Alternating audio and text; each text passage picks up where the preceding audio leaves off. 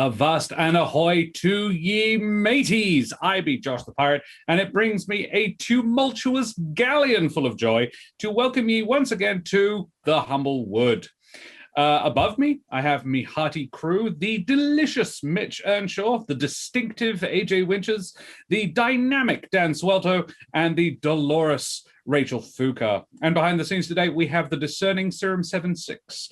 We must also shout out to our divine artist, Brepi, whose artwork you can see on the screen right now. We have Jude Littlefoot, and the Deck of Many, who are the minds behind this particular setting. We also have some dramatic news. We have a sponsor for this season, Wooten Forge. They design and manufacture high-quality wooden tabletop gaming products using beautiful Australian and exotic hardwoods. They are local to WA and even do custom orders. Check out their incredible work at their website, wootenforge.com, and stay tuned for an amazing giveaway in the final session of this season. It's the thing that AJ was so gorgeously hand modeling there. It's a piece of wood. If you hold it really close to the camera, it's lovely. It looks gorgeous. I would like to touch it. Is it soft? I'd love AJ? to hold some hard wood in my hand. AJ, is it soft to the touch? It's one of those things that you can't not like stroke. Fair. Because it's Jarrah. Sorry, you'd like to stroke some hard like a cat. Wood. Got it. Yeah. Okay. It's pretty. All right. It is off to a wonderful start. We mustn't proceed on that any further, otherwise they'll withdraw the sponsorship. Rachel, can you tell us who you are and where you're from? Hello. Yes. Please.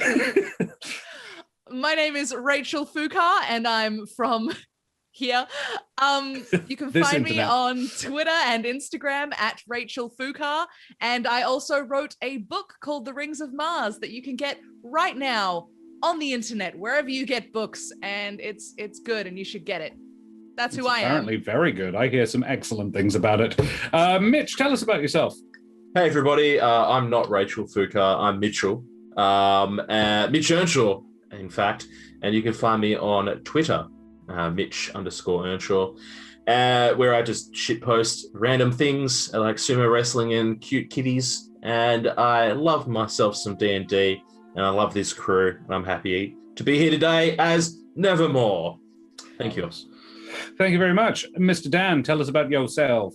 Hi, I'm Dan Suelto. I hope you have a swell time. Nice. Wow. Can't find me anywhere. I have Discord. Please just end me. It was entirely your doing as well. I made a clever pun on my own surname, and it's fine. And now I'm backing off immediately from it. I think this is my favorite intro of all time. AJ, please save Dan. Hey, I'm AJ. I am here. Yay. I am on a lot of painkillers and I'm doing well and healthy. Thanks for people in chat asking. And tonight I'm playing Jude Littlefoot. That was very country. That was a country. Yeah, it was a country Jude. Yeah, I'm ready to go rustle up some fire bats. Can you imagine if that was Jude's accent? Yeah. Howdy, y'all. Oh my God. Oh, that's so cute, though. That's how her mum sounded. You don't know this, but wow. Yeah. Okay. Wow, that was a time. You can tell we've had a week off. That was unfortunately because of AJ's medical issues, but she's getting better now. And we are glad to be back. We apologize for last week, but it was obviously very necessary, and we are all glad AJ is feeling better. So I must remind our generous, honorable, and deeply appreciated audience to please like, follow, and subscribe, all the things. We have the socials curated by the convalescent AJ Winters, and you can catch up the episodes you like that you missed on YouTube, all the ones you like as well. You want to go watch it. I rewatched Ep 5 of Heart of the Plains recently because it's there, and I can. Can I get a recap? What the fuck happened last time? Oh, don't worry, everybody. I believe I've got this. Jude, I know you want to tell your story, but I feel like I should say something. So, let's just cast back to the beginning of last episode where Helvig had freaking disappeared after touching some burning rune. all of us started freaking out. Who knows what happened to Helvig? I guess we're going to have to find out by talking to him. But we kind of freaked out, cast a few spells at the rune after seeing what Helvig had done. He somehow wreathed his hand in fireflies and touched the rune and disappeared. So I attempted to do something similar whilst holding on to Rachel and AJ after AJ had attempted a spell, and managed to get us through to a burning fire realm. Surrounded by flames, massive footsteps leading away from where we were, freaking the hell out, couldn't breathe because it was hot, and for some reason Helvig had led us here. Although, yes, anyway, it had nothing to do with me. I mean, I could have probably just walked us away, but I care for Helvig sometimes. Anyway, after Jude finished making snow angels in a massive footprint, we made our way following the footprints, and we found an immense burning dragon. Trish made her way towards the dragon, saw Helvig, managed to catch Helvig's attention. Don't know what Helvig was doing there talking to a massive dragon, but we got a bit closer. I was turned on by the dragon, who sounded oddly like Helvig's familiar.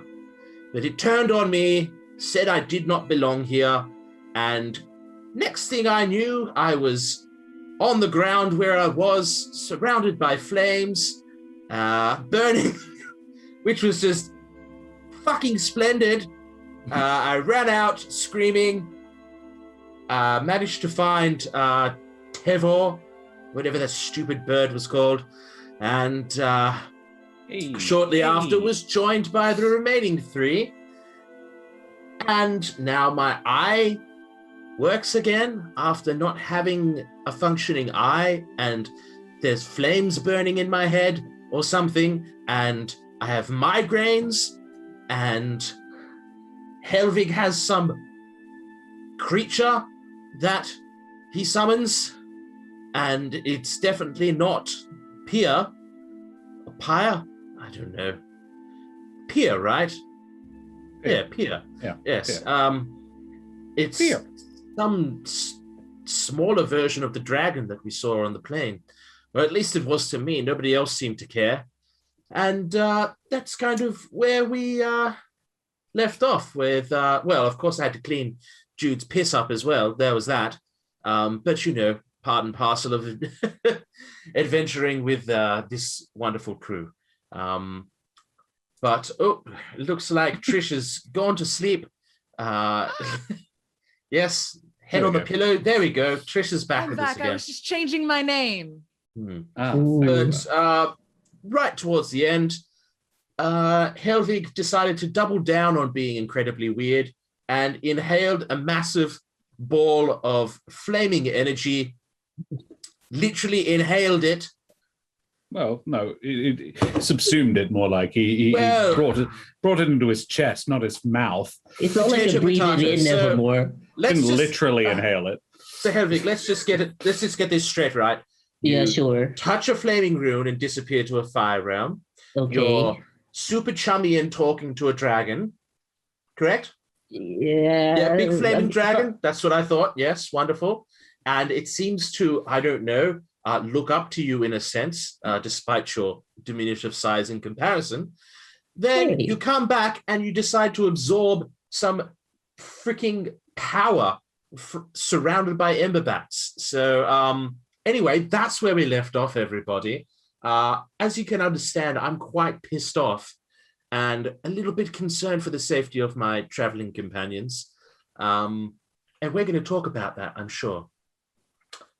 Also, I heard some deep chuckling in my head as well at one point in time.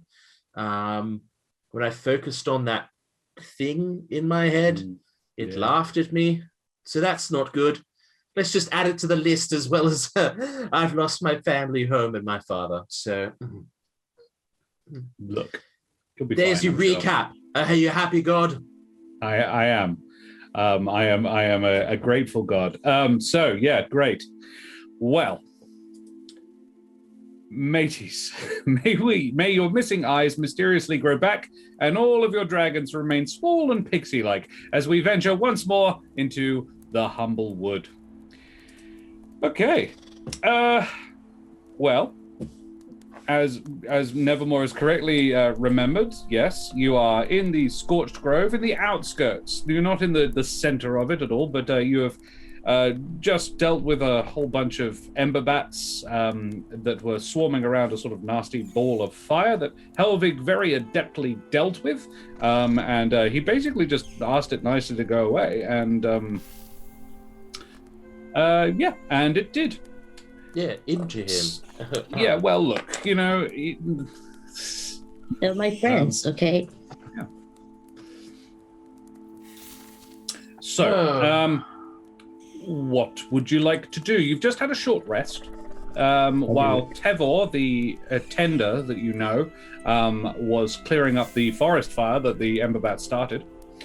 And he's just come back looking a bit flushed, but sort of happy that he could help in this situation. And yeah, he's says, well, yeah, shall we proceed? Yeah, let's go. Nevermore, are you all right? I'd just like to know what's going on. Just give us a short, very brief recap and a little bit of an idea, Helvig, as to what's happening right now, because you have to understand, you disappeared into a fire realm that we followed you into, and you're talking to a dragon, a big burning dragon that seems to be able to control the area, and then now you're absorbing things into you. Like, that's not... Is it just me? Turn to Trish and Jude. Is it just me? Is that normal? Is that weird? I didn't see him absorb anything, but I would like an explanation as to what the hell just happened. Like the fireflies thing, right? Tevor says, no, I agree with Nevermore here. I did see him absorb a glowing ball of fire. Josh is saying that is what happened. But he did do it to save us. There is his motives beyond question, but I am curious as to the how. Yeah, I'm curious. I don't think that's an unfair question, Nevermore. Thank you. I fidget with my little hedgehog hands. Like they're talking, and I'm like, oh no, sweat. It's hot here. It's quite hot. Isn't it? Should this we? Is the part where you answer the question, Helvig. Look, I don't know that rune thing was gonna lead to the fireplace, nor did it look like that when I got there. It looked like trees to me, and I guess that dragon there was Pier, and honestly, I don't even know what's happening myself. But you guys didn't have to follow me. I just saw a firefly in the thingy, in the symbol, and I thought maybe I could just ask it to stop. That it would. Well, I can't speak for everyone, but I don't regret following you. I'm just very confused, and if you're as confused as we are, that's fine, but if you know something about why Pia is also giant and where it was we all went to, it would be great if you could tell us. I'm not sure what it was, but I feel like I've dreamt that place before. Care to elaborate? When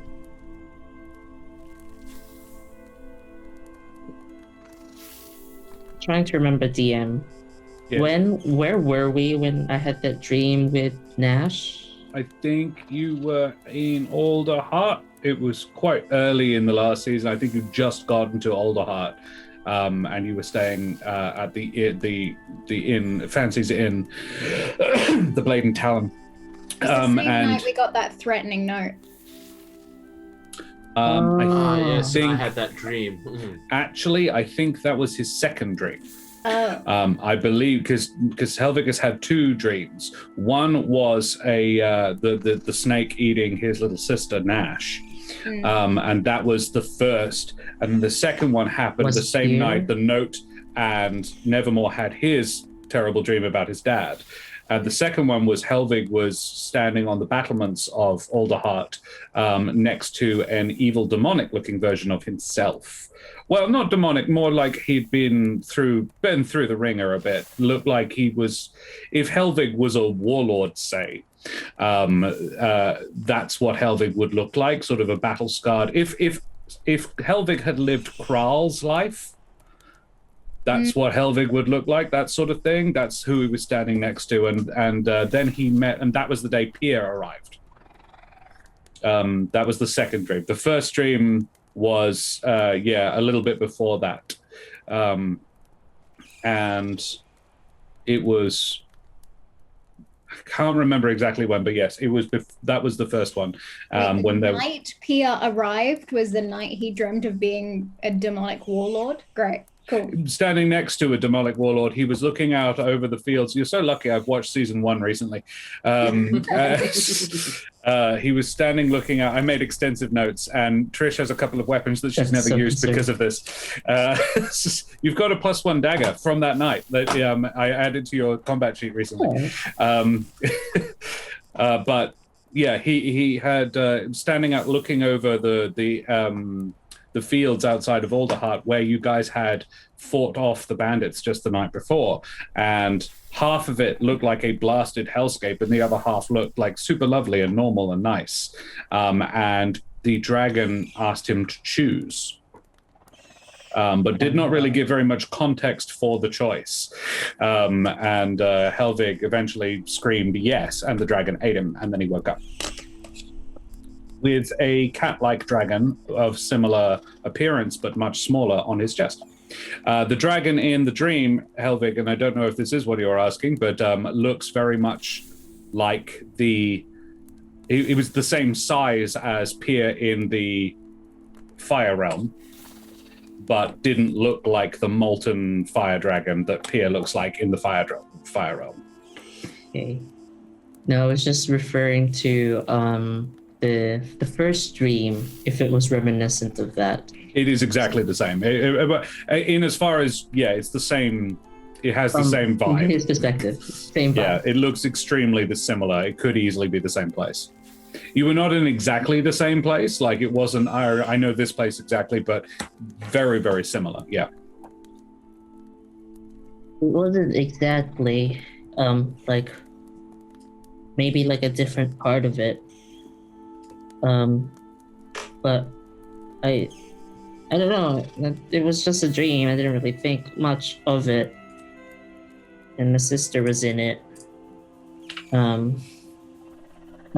But from the whole thing with the, he makes a pulling motion towards the air.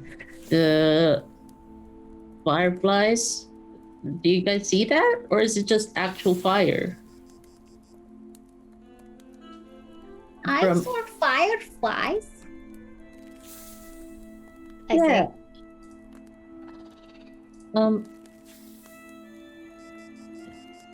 The hive part that I told you about, the one that I'm supposed to like give to the hero when I see them, was kind of like that. And I thought, well, if they're friends, maybe they can just, hang out. Inside of you. Yeah. You have that thing inside of you. Like what did you call it again? The hive heart. Hive heart. You have it inside of you. It's been inside you the whole time? Yeah, well, not the whole time, not like since I was born, but like when I got it. But like the entire time we've all, well, I say I've only known you for a couple of days, but for the rest of you guys, have the entire time you guys have known each other? Mm-hmm. Well, I think that's how I do. That's how I do this magic stuff. That's Like, okay. No, I'm not judging. I was just asking. So it doesn't seem to be a new development, is my point. It doesn't seem that your proximity to the fire has actually given you these powers so much as. So I'm not a specialist in this kind of thing at all. The Scorched Grove has an awful lot of otherworldly and elemental properties. The fact that you can interact with it, it's not. The word I'm looking for isn't unique. Your ability to do that it's not an isolated incident. Others can interact with the Scorched Grove, though I've never seen them do what you did. But I've actually never seen any of them. There are historical accounts of others who could interact with and utilize the power of the Scorched Grove against it. Wait. Wait, are you saying? So a good thing then. Yes. Sounds like a good thing, yeah.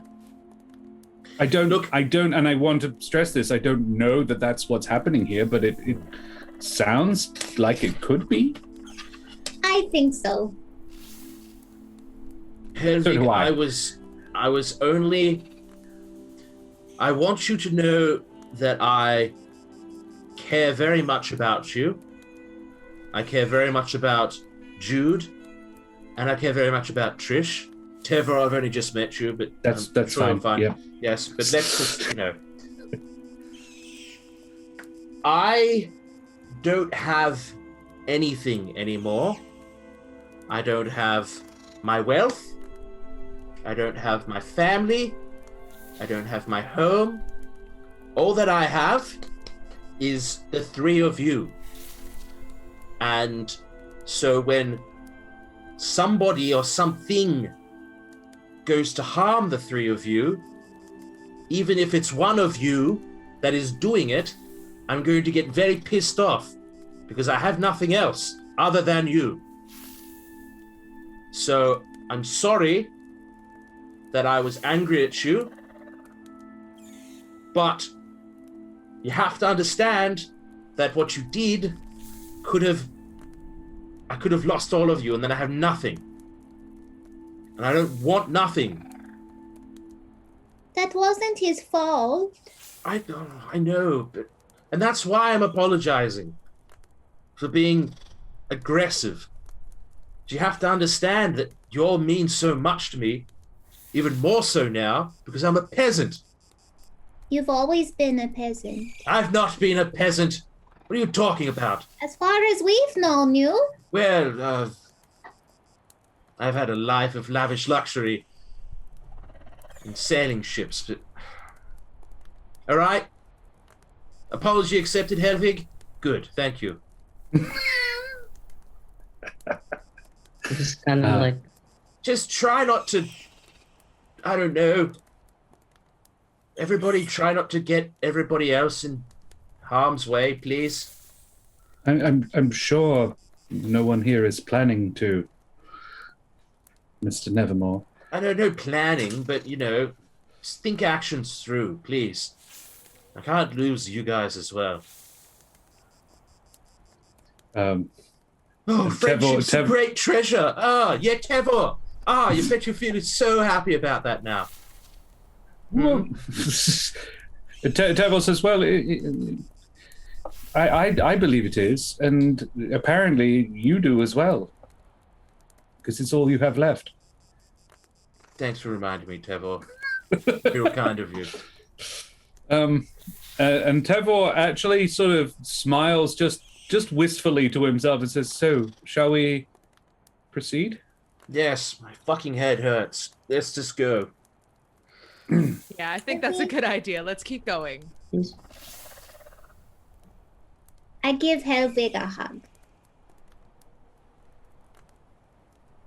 When you go to give him a hug, when you get close, he kind of flinches a bit away from you, but lets you hug him, and he gives you a hug back. I hug long enough that he relaxes, however long that takes. A while, but yeah, it's a long hug. A long hug. Fair. All right. Cool.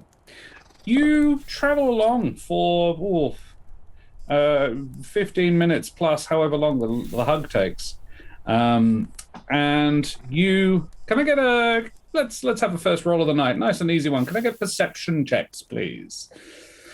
Perception. Oh.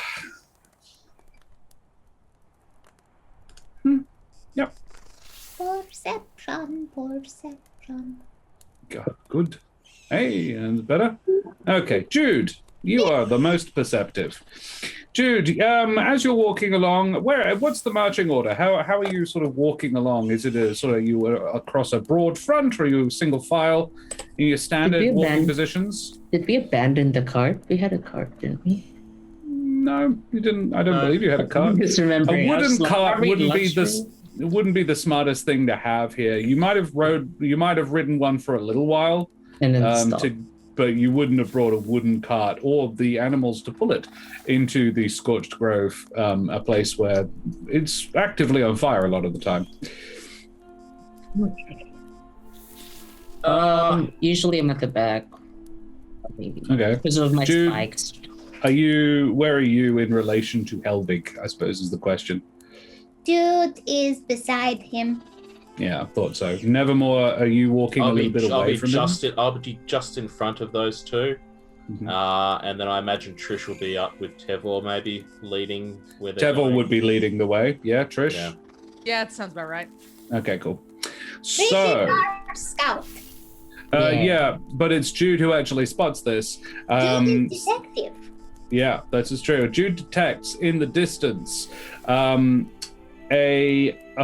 another fire in the distance. More than just this area of the Scorched Grove is not just burned to a crisp. There is still some life here, some new growth coming back, and it looks like for the Australians among us, it should be a relatively common sort of thing that you've seen enough times, where a bushfire has come through, burned the whole damn thing down, and the good thing about Australian bushfires is it just makes way for new growth.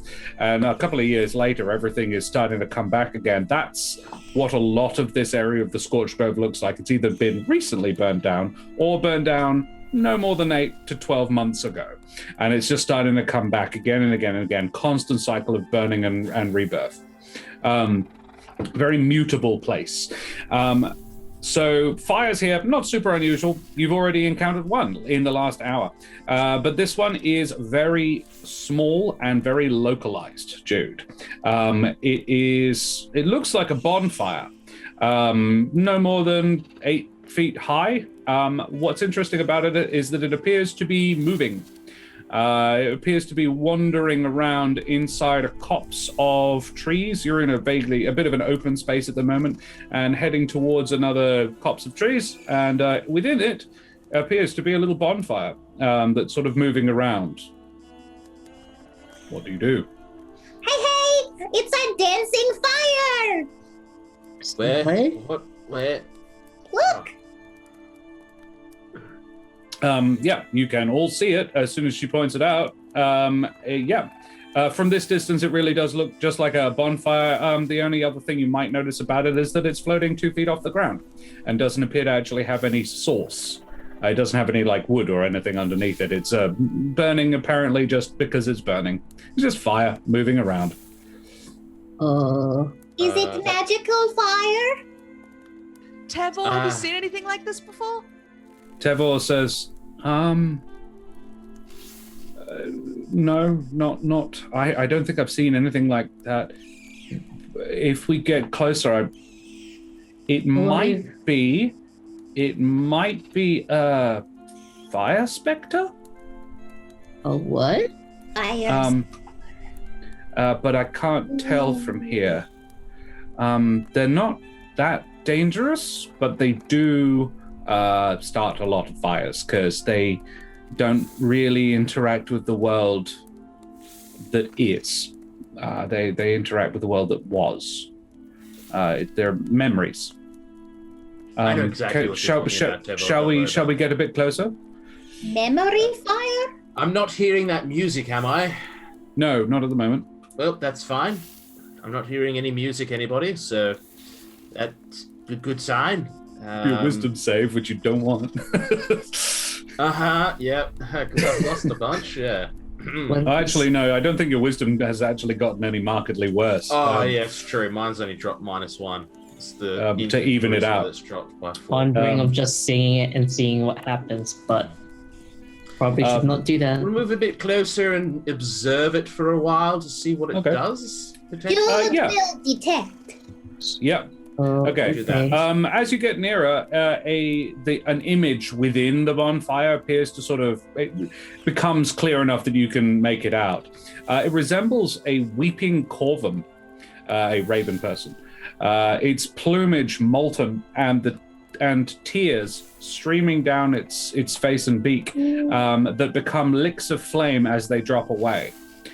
Tevor says, "Yes, yeah, that's a fire specter. It's a memory of a former inhabitant of the grove, animated by the flames that took its life. They're a tragic reminder of how much we failed here. Odd.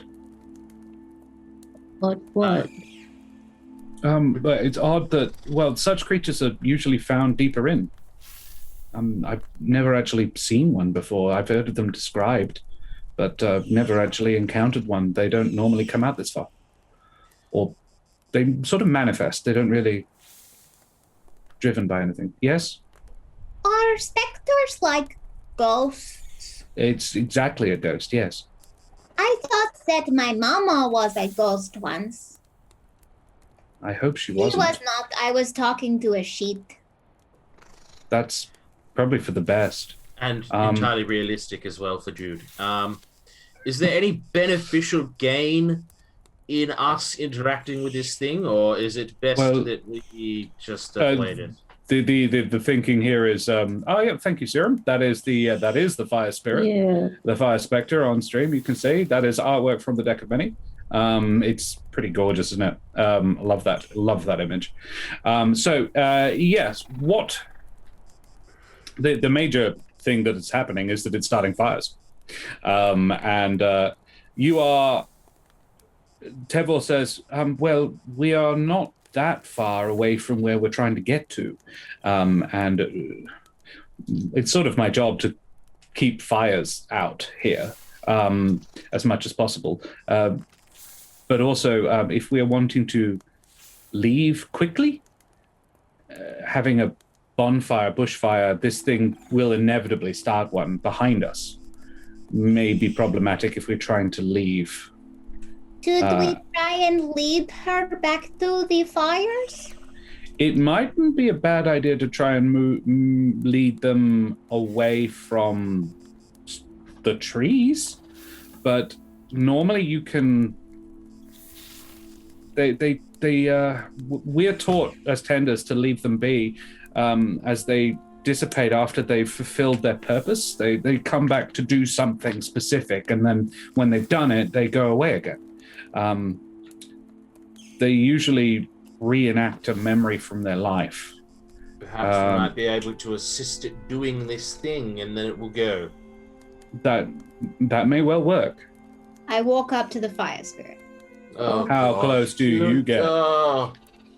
Jude, when you get within about 10 feet, the fire coming off it is really hot. Like, you know that if you go any closer, you will hurt yourself. You will be injured by it. I stay a little bit back, and then I say, "Hello, fire spirit." I follow. It is that that spectral flaming form does not appear to recognize or note your presence in any way, Jude. I play music. What do you play? I play a sad song that they used to play for my mama when they put her in a box. Can I get a performance check, please, Jude? Mm-hmm.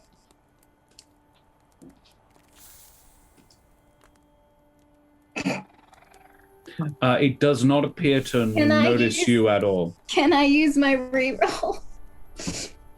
You can. Come on.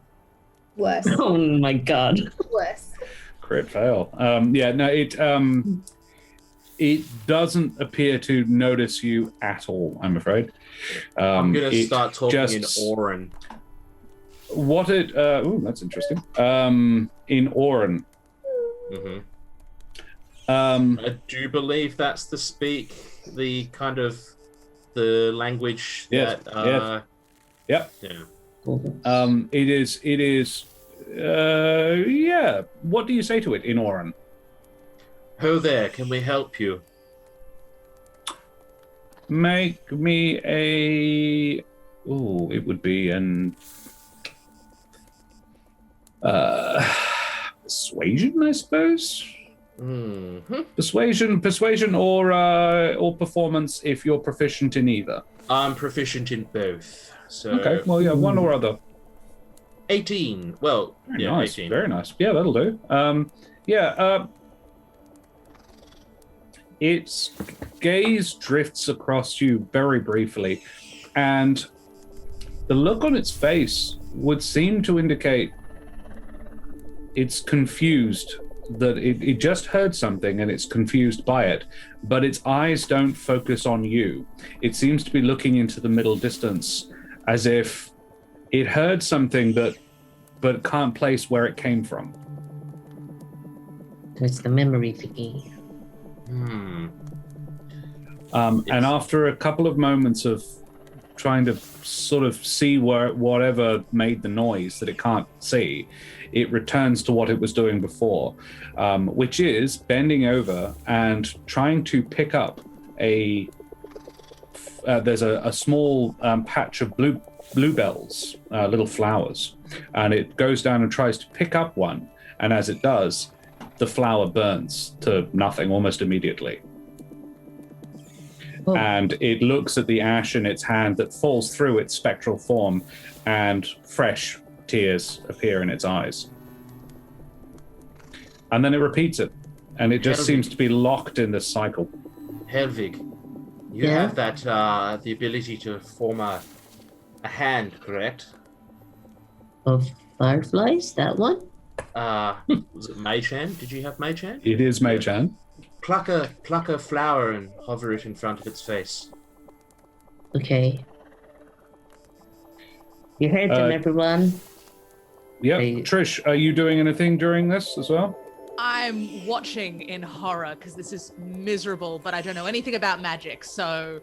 Can you make me a perception check, please, while Helvig is doing this? Alrighty. Yeah, Helvig? Yeah. Sorry? Oh, yeah. Wow. Cool. Yeah. Yeah, I will tell you what you see in a minute, Trish.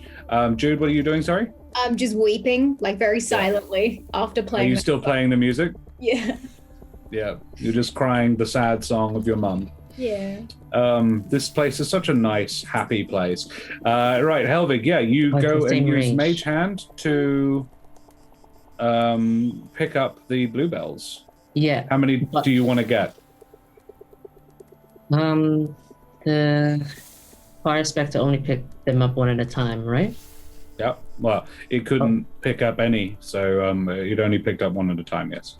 I'll only pick one, Mhm. but I'm also going to try and use Druidcraft to like maintain it. Oh, sure.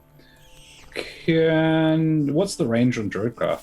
It's the same as Mage Hand, 30 feet. Okay, cool. So you can, do it whilst doing it. I'll allow it. That's a nice idea. It's a good idea. You've noticed that your Mage Hand is fiery, so it's having a similar issue to the actual the flame spirit, but your druidcraft is keeping the flower looking nice despite that. You manage to do that and raises it above the creature's face, and its eyes follow the flower. For the first time, it seems to be interacting with the world as you perceive it, and and then it reaches out for the flower. Do you do anything as it reaches out? Is this what you were looking for? You say that in Orin? In Orin, yeah. Yeah. And its head sort of twitches like, that voice again. Like it's clearly like, who's saying that? And then it reaches out for the flower, takes it out of the mage hand, and it burns. And it just holds both of its head in both of its hands. And you see fresh flame tears sort of leak out between its fingers. Trish, your crit success perception noticed about 30 feet away from the flame spectre and the little bluebell bush is a gravestone. The gravestone has a name on it that you can just make out, but crit success, unfortunately, so yeah, you could totally see it. It looks extremely old and very weathered.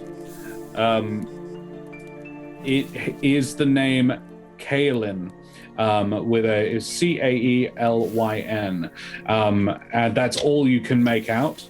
But you would note that the fire spectre does appear to be a male corvum.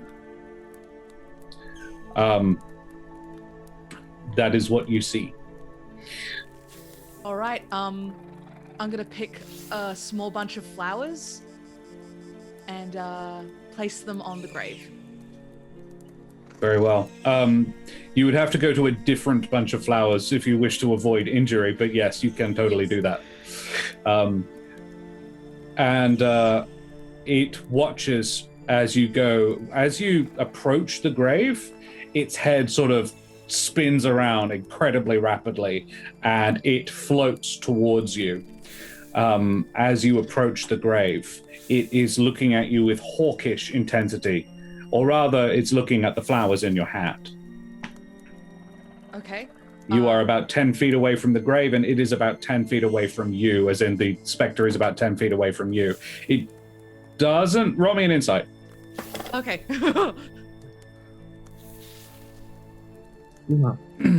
It doesn't appear to be hostile. It's curious. Okay. I have my hands up like this to show that I don't mean any harm. It doesn't appear to know you're there at all. It's just, as far as it, from what you can tell, it seems to be seeing a floating bunch of flowers. Okay. I slowly walk back towards the grave, and I place the flowers there, and I say, I'm so sorry.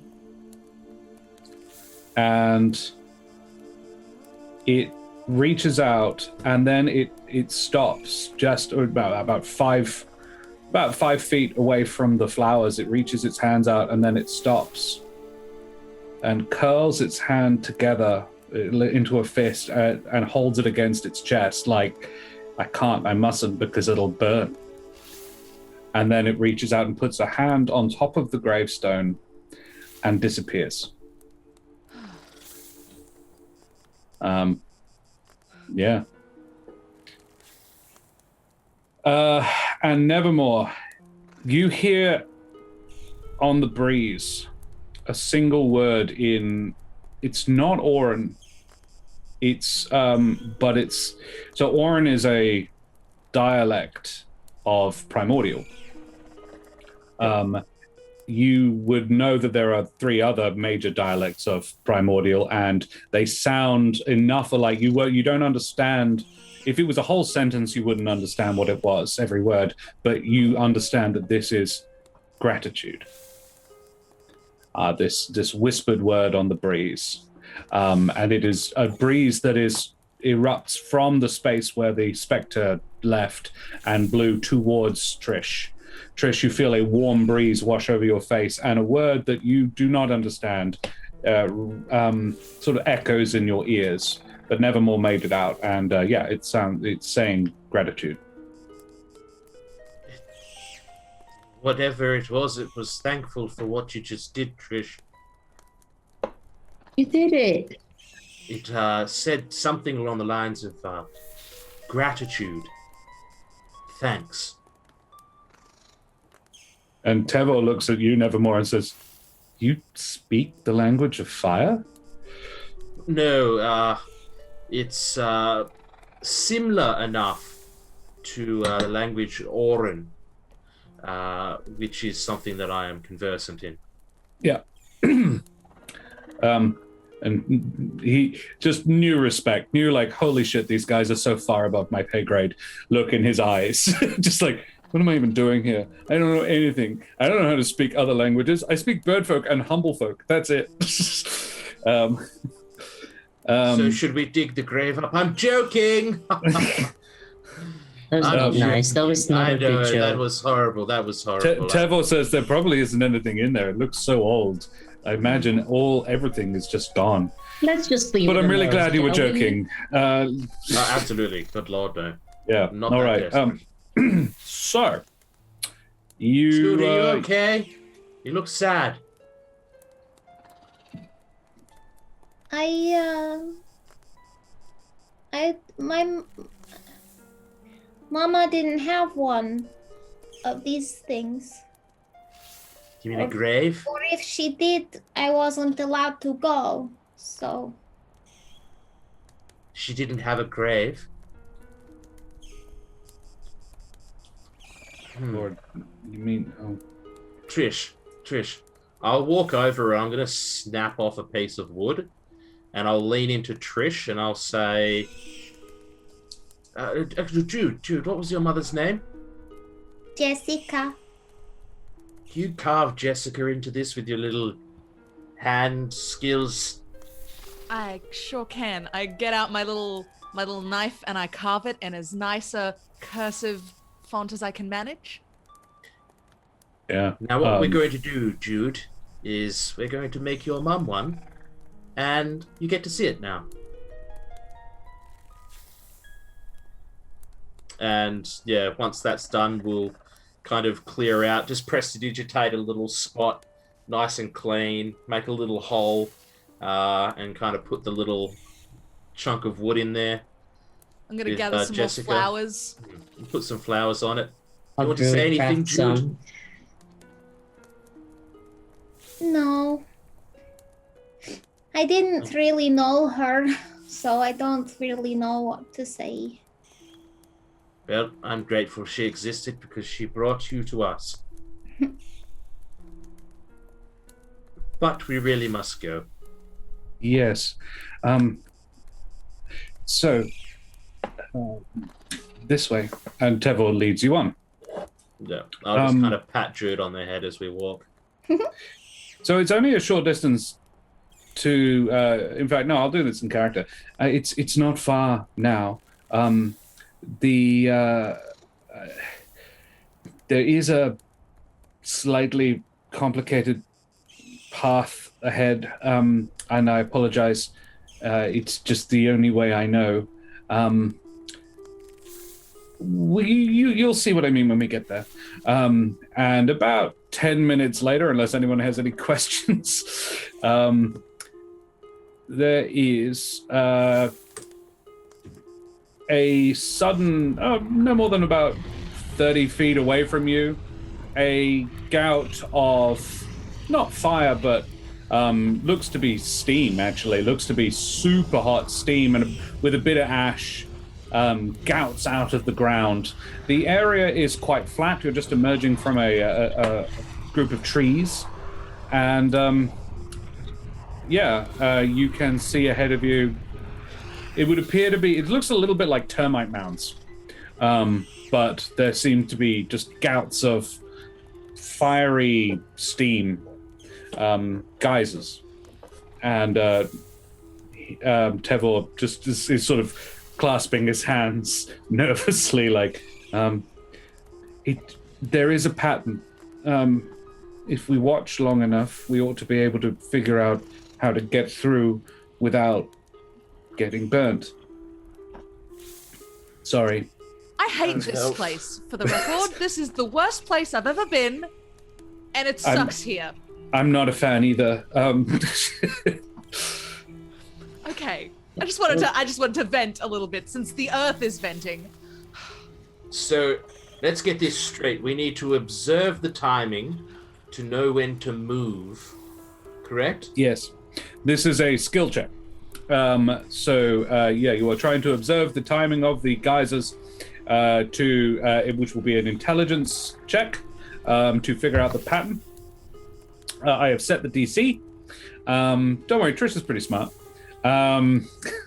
Smarter than me now, apparently. I think Is it a group check? Because that's what we need. It will be the highest person calls it. Yeah, surely. Basically. They can So just 4 tell people. us.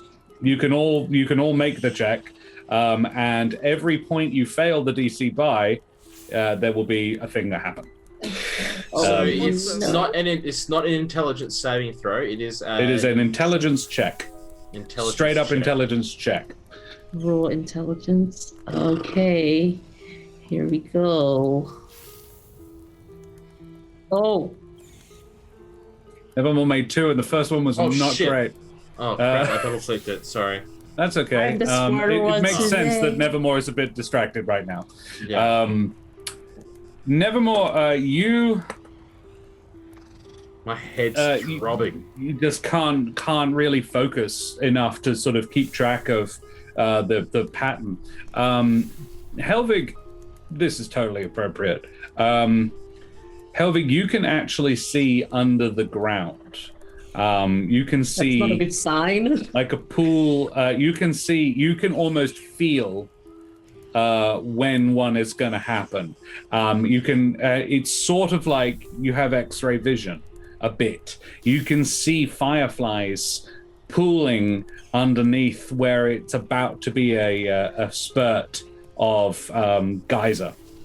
And you can tell, like, after watching for a couple of minutes, you're like, right, you can predict them. And you start doing so. Not particularly obviously, I suspect you're doing it quite, you're just sort of like... I'm not just going to say to my friends, oh, by the way, I can see to the ground. Only fireflies. You can't actually see underneath, but yeah, you can see sort of a buildup of fireflies that spurt out with the geyser when it comes, but the rest of them don't appear to be able to perceive these fireflies. It's more like an expression of the fire in your mind. Nobody else beat the DC, but Helvig did. So Helvig, you have to share this information with your friends to impart upon them the benefits of the check. I know, John. And I love that it was you who succeeded.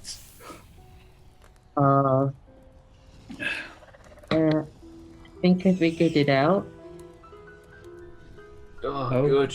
Me too. Good. Oh, good. My head hurts. Whenever I came here, it was always my teacher who led me through this. She had the pattern memorized. I'm glad you can spot it because I have no idea what's going on. So Helvig, lead the way. How do you do this? You will need to take a fairly zigzaggy path. Yeah, considering how I'm seeing them, I assume that it's pretty reactive in terms of... Yeah. Because it's more like anticipating rather than knowing the pattern, and then I just go. Yeah.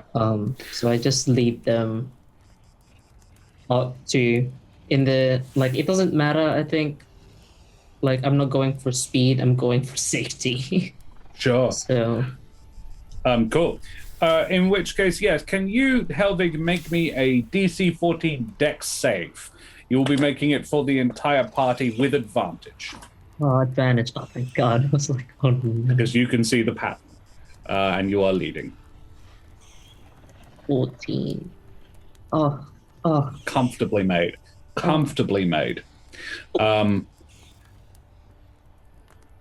You guys make it through without any major injury. You get a couple of near misses with scalding blasts of steam, but nothing that actually hurts anybody. A couple of ruffled feathers, a couple of singed bits of fur, but otherwise, yeah, you're all pretty good. You all stick close to Helvig, and he leads you through. Oh, that's that. Yes. Tevor says it was never. I've never seen it done like that before. That was well done. Thanks, Helvig. So, everyone okay? No burns, nothing. No one needs healing. No, good job. Somebody remind me why we're here. Like, seriously, I know that sounds like a stupid question, but why are we here again? We're here to. So there's a large creature that has been hunting and killing tenders, and we're here to hopefully. Well, you guys are hopefully going to kill it. I believe that was the idea. Yeah, we're slaying the beast. Classic hero stuff. Should be super fun. Yeah, brigade stuff. Yeah, of course. Defender stuff. Yeah. I knew that, yes. And I will help in any way I can.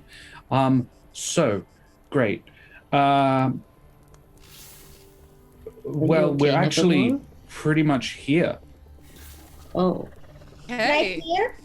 Like Well, here? This is around where I saw it. It moves, so mechanically, this is you will do a survival check to find it, but I do want to address what Helvig just asked Nevermore. Sorry, what? Helvig, did you say something to me? Are you okay? You've been grabbing at the thingy. Oh, my head just hurts so much, I can't. I mean, you're the one that figured that out, of all people. I mean, not me. Something's wrong with me, obviously. Things like that, timing and brain puzzles, I can get that in a second. So, whatever's going on here is giving me trouble. I don't like it, even if I can see again. Yeah, if it makes you feel any better, Nevermore, it wasn't really like the pattern that I saw. It was the they were like the fireflies underground. Ah, the fireflies again. Wonderful. Yeah. That does make me feel so much better.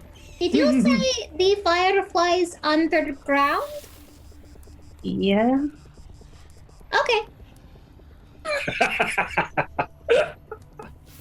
Oh, AJ, amazing. I mean, yes. I mean, I'm a little bit frightened, to be honest, of what's going on with you. You seem to have all these powers now, and I seem to be incapacitated in some way, handicapped, if you will, whatever you wish to call it. And Nevermore. I'm struggling. Through your right eye, through your left eye, Helvig has a halo of fireflies around him. Has that always been there? No, No? it's just through your left eye, not through your right eye. I'll close my right eye and I'll look and I'll be like, yeah, Helvig, there's Yeah. can you go like this above your head for me? Okay. And the hands just kind of pass through it. Yes, but the fireflies do appear to sort of move out of the way of the hands. It's not like they're incorporeal. It's like he's interacting with them. Helvig, Oh god, you make can me you feel uncomfortable. can you Helvig, can you make me a wisdom check? Or save? I think save. A saving throw. No, it would be a check. It would be a check. It wouldn't be a saving throw. Okay. However, if you're proficient in Well. holy shit. So about fireflies, I'm your man. well, actually, this isn't about fireflies. Double nat 20. You really should have saved that for later. Okay. I don't invoke this stuff, Josh. So, yeah, you. Nevermore's looking at you very intently. You look back at Nevermore quite intently. His eye is glowing like the empty eye socket. It doesn't, I want to be clear, it does not contain an eyeball. it is glowing. The scar is glowing a bit, like there's an internal radiance inside his head. And the socket itself is emitting this you would call it unhealthy yellow light. Ew, I just imagining pus yellow light. Yeah, that's Why are you pulling the a color. face at me, Helvig? And you can hear in your head Pierre's voice. Like the voice where he would say, Pierre, and then you would hear a voice. It's that one means you harm.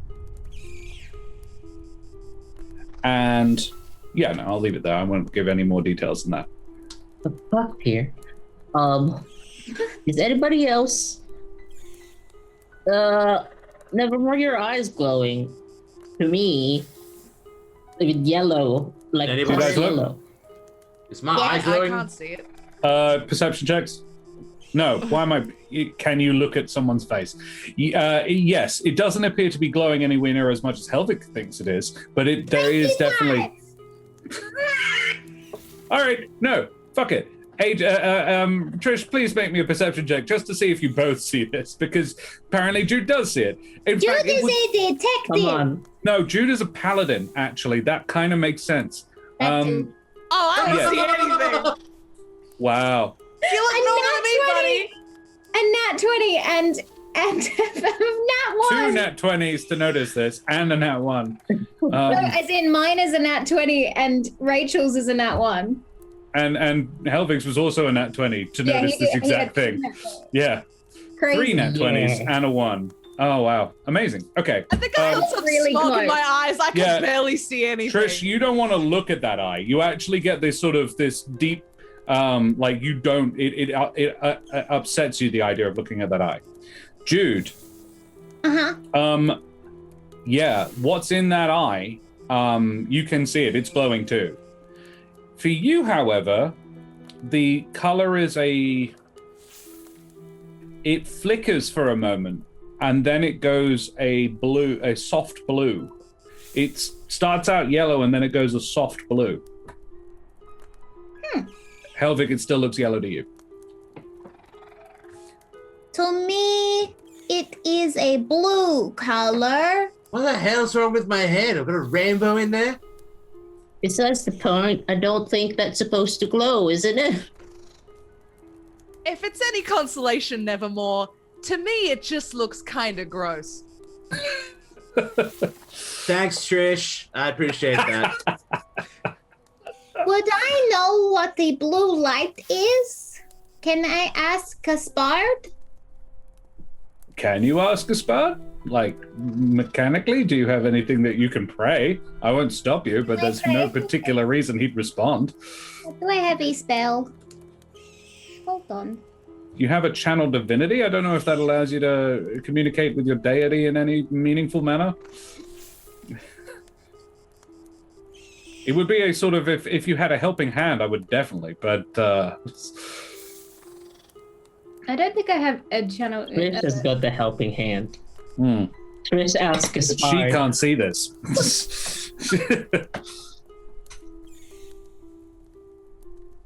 Well, look, we've established there's something in my head already. And, I mean, whatever, that's no news. I mean, I think we should halo we... of fireflies over your head's news, but nobody else seems to see it, just me. That's no good. Sorry? Anyway, sorry, Tevor, what? No, I'm happy to go back to what you just said. There's a halo of fireflies around Helvig's head? Yes, there's a Thanks. halo. That's what was That's what the hand thing was, yes. There is a halo floating around your head. Well, halos are nice, though, right? The Astorials have halos. Gaspard has a halo. Yeah, and the Amaranthines have halos. Yeah. Oh. Are you trying to tell me that God. he's an angel or something now? Helvig is a god. Oh no. A firefly god. No. A god of the fireflies. No. Oh, I just keep shrinking into it. They will sing songs about you, Helvig. God of Meta confirmed. Firefly God. The Lord You of Fire would and not Death. believe your eyes. Okay. If 10 million fireflies. And then Jude just peed her pants. Anyway, Don't Why- mention that. Stop it. sorry. Why would that be part of the song? Yeah, why would a god song about Helvig mention that I peed my pants? Let's focus on the task at hand. There's some big thing around here with flames and Yes. lasers. For I- once, I agree with Nevermore. We can sort out these magical mysteries later. We're here to kill something. Yeah. And yeah. Okay. Oh, just I'm one gonna last start- thing. Trish, your face isn't all that good looking either. Continue, Tevor. Nevermore. Tevor has Really? Tevor- You're going to put me up on that? Yes. Come on. I didn't. I heard what Trish said to you. Thank you, Helvig. But it is gross. You have a hole in your eye. I said you're. Trish is creepy. I'm going to walk straight ahead with my sword in my hand. I want to stab something. Oh no, Trish, wait! I follow. So Nah. Stabbing time, baby. All right, I guess we're killing something. Let's go. So yeah, Tevor has the face that says very much, I hate it when mom and dad fight. Welcome to the party, Richter. Me too. Me too. Oh, like when you're at a friend's Tevor's like, house. well, we should. The tracks it leaves a kind of distinctive. It's sort of like, have you ever seen when a worm goes under the ground? The tracks that sort of leaves above just under the Yeah, ground. the ridges of Like a ridge displaced that- dirt. Yes, But it's Okay. much bigger. Oh, great. God. So it's not hard to spot.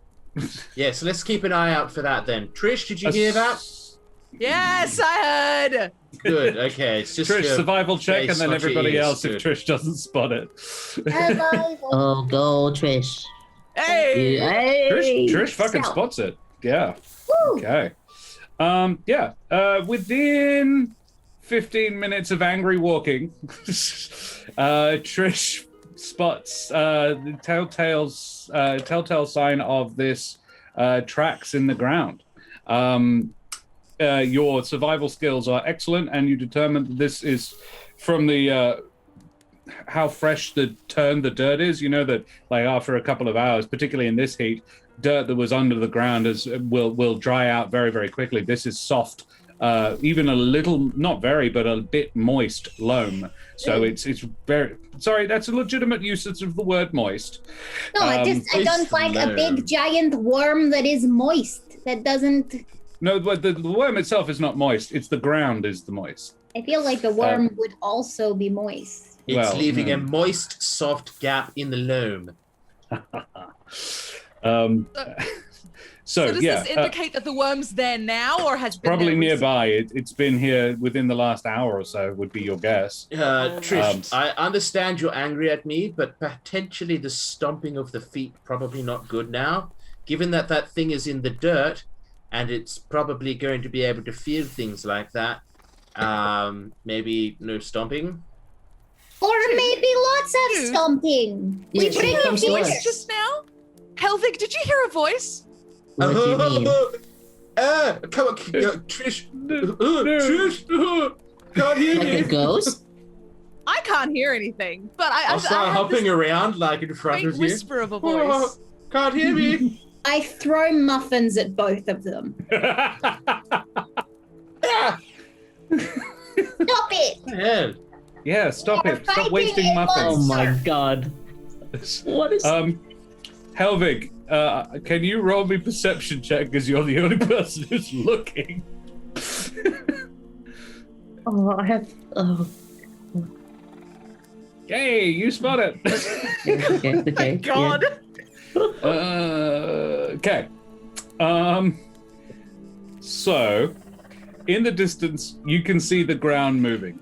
Maybe 150 feet away. But what you really spot, the real giveaway, is a pair of terrified tenders running full pelt towards you, fluttering their arms. They're both bird folk.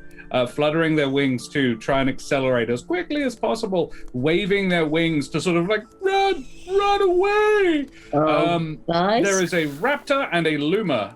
The raptor, you would guess from her clothing, is female, and the luma is male. They're running towards you, waving their wings to warn you off, which is a fun sentence to say. The ash of the ground behind them is undulating, and even as you watch, the huge serpent, rears up out of the dust and snatches the male, the luma. Just leaps out. That's the thing. There you are. Thank you, Serum. Oh god. That's what a bit what it looks like. It's sort of a big black snake that is glowing internally with molten embers and fire. Helvig, this looks incredibly upsettingly familiar to you. It's the spinning image of the thing that you ate that ate Nash in your dream a while back. It's dead. It's about 150 feet away. It's got giant fangs and a glowing fiery tongue. And you have probably 15 seconds before it and the remaining tender, if she manages to make it, are right on you. What do you do? My sword. Noted. Get my bow and arrow out. This is a bow and arrow job. Yep. Noted. We'll discuss this later, ugly one, and then I'll turn. Oh no! I'm gonna cast. So you do have Mage Armor on you at the moment. You cast it last session, and it lasts 8 hours. That's still on. I'm just trying to think. We had a short rest. I actually just have to try and recall when a wizard can regain arcane recovery. Sure. You did. To a combined level of 2 spells. Beautiful. Yeah. Sweet. So I will regain one of these slots. I'm going to cast False Life on myself again. Yep. So beautiful, and that's where is it? 11 hit points. Wonderful. Oh. That's temporary hit points, so that you can temporary spend them hit first. points. Yep. Cool. Correct. Helvig, do you do anything in preparation for this boss fight that's coming your way? With all the speed and haste of it's also worthy to know that once it snatches this fleeing luma, it slithers on the ground for 10-15 feet and then leaps up and burrows back under the ground again. Oh, hell no. Helvig, as it enters the ground, you can see a puff of fireflies as it digs under. And you're starting to get the feeling that you can, sometimes when you see fireflies, you're the only person who can see them. Yeah. Oh, God. Nevermore, can you make me an Arcana check, please? I can absolutely do that for you.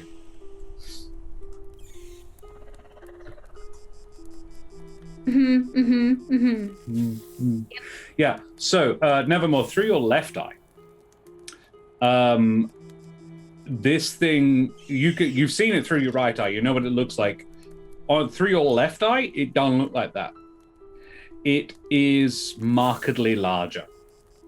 Its jaws, rather than just a straight up and down mouth situation, also split laterally.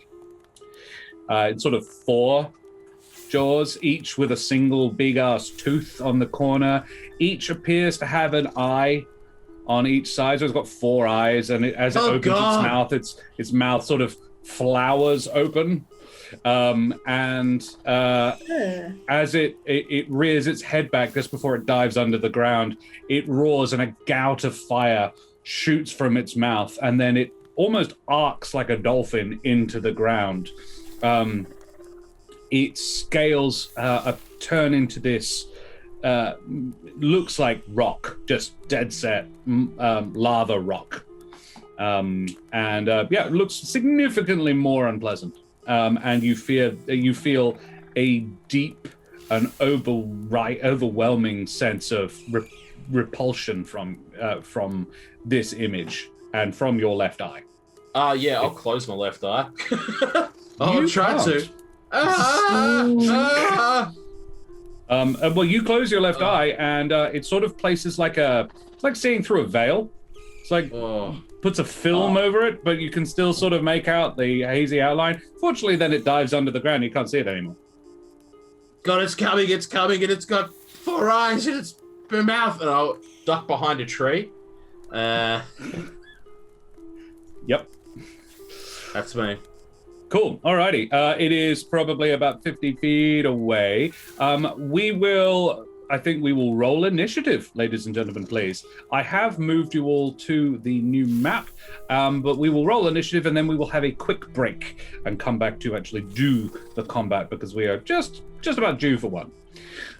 So if I could get you all to please roll initiative. Just remember to select your token on the battle map and then if you roll initiative. If you hold shift and then double click on your character sheet, on your creature there, it'll pop up. The Ash Snake got a 17, and Tevor, who is a person. I can't. You might have to drag yourself onto the map. Yeah, hang on. Oh yeah, you also have to put yourself on the map. I apologize. Tevor got a 14. Nice. 4. Yeah. I am a slow boy. Yeah. And Trish is also there. I will just pop Jude down with everybody else. And we shall... Trish, do we have a Trish? Hang on. You're all good, my dear. There she is. 15. Perfect. Okay. Yeah. Excellent. Cool. Splendid. Well, that's not helpful at all. Cool. Well, we shall take a quick 5-minute break, ladies and gentlemen, and we shall return for this boss fight. How exciting. Excellent. Well, take care and take us away, Mr. Serum.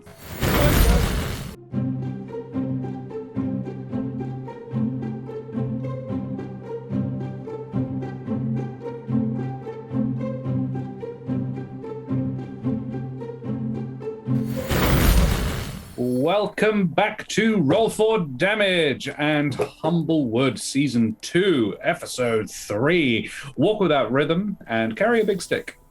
So, we are just about to have a bit of a fight, a bit of a combat.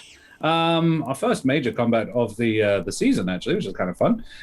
So we have a bit of a situation brewing with a nasty big old fire snake thing that's been eating people, and we actually just witnessed it eat a person, so you know it's not innocent in this. Yeah, we have rolled initiative, and it's actually the Ash Snake gets to go first. Spoilers, that's what it's called. So, yeah, it is currently under the ground, but it's relatively easy to see where it is. It's easy to get its general location underground, but it's hard to, you feel like it would be hard to strike it in a meaningful way while it's underground. So it is going to burrow towards you guys. You can see it coming, and it is going to use its ability Eruption. Solid name for an ability, I'm sure you'll agree. And yeah, it moves and erupts. Now I'm going to utilize chat in an interesting manner here. Chat, let's have Omi. You're the last person to comment. Can you roll a 1d4 in chat, please, Omi? That will be who it attacks. Oh. And a valid point. We don't have any combat music. Let's fix that, shall we? There's still no memento, bro. There'll be some combat music. You have to put in just exclamation point roll space for Omi. That's right. Thank you very much, Dan. Take 2. There we go. Rolled. Got an error. Oh. Yeah, because... Oh. Like this. Roll 4. Just not Yeah, D4, that's what... just 4. Seriously. Yeah, exclamation point roll space 4. Oh. Oh, it's really big. 3. Oh no! No. This it's Omi's. It's Omi's first. Yes, Omi, one more time. I think Yeah. it's Serum did it just moments before you. Okay, It's on a timer, 4. so yeah. one more time, Omi. All right, we've got With this. feeling. We've got got it. this. Heads. Very Uh, tense. Please, like, let it not be Trish, though. My heart hurts. Oh, no.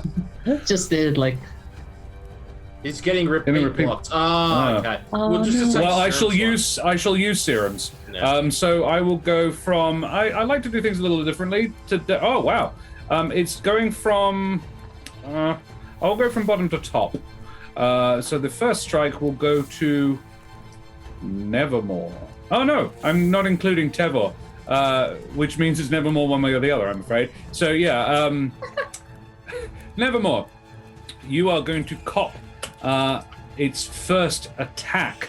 It is going to try to constrict you. It crits. Straight off the bat. You are grappled. Yeah. It just wraps you up in its coils as it emerges underneath you. So when it erupts from its burrowing, any creature within 5 feet must that is at least one size smaller must make a dex save or be knocked prone. You guys are all within 5 feet of it. Yeah, you are all. Can I get dex saves from everybody? I imagine I'm not included. You in actually the probably IP don't need to constrict, because right? it constricts you. Yeah. Ah! Trish gets knocked over, as does Helvig. You are both prone. Jude Oh, no. and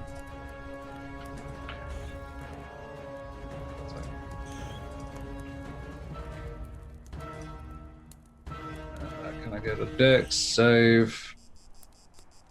He's not proficient, so just Tevor of the Spring Path gets a 10. Jude, can I get a dex save, please? You are all not prone by the looks of this. oh, God. Doesn't matter, you're just on the floor. Yeah. And yeah, it grabs Nevermore. There we are. Thank you very much. Off to a solid start. Wonderful. Whoa! The target is grappled. You take Nevermore. Without the crit? You take. That's with the crit. I think that's Oh, it's the 16 plus another 5. Yeah, it would appear you take 21 points of damage, Nevermore, as it grapples you. Q. So we're gonna die, right? So that's a lot of damage. That's what's happening. It's super good at that. There we And go. then that was a crit, in fairness. Luckily, I had false life on. And then it bites you. But it rolls a pair of 11s, and I'm pretty sure that doesn't beat your AC. Nope. Thank fuck. So you block it with your mage shield, your mage armor, and it's wrapped around. It's got you in its coils, and it tries to get its mouth around you, but it doesn't manage to. Yeah, that's its turn. Nevermore, it's your turn. You are grappled by it, but that also means, which means you are restrained. You would have to break the grapple, which would be an escape DC to get out. Yep. Or you can just attack it. I am going to. I'll kind of. And I will do the first thing that I think of. I'm just going to cast Firebolt at it and kind of move my hands and slap at it with a Firebolt. This in your this 4-jawed gaping maw fills your vision, and you reach out with a hand and. Can I get you to roll a d6 for me, please?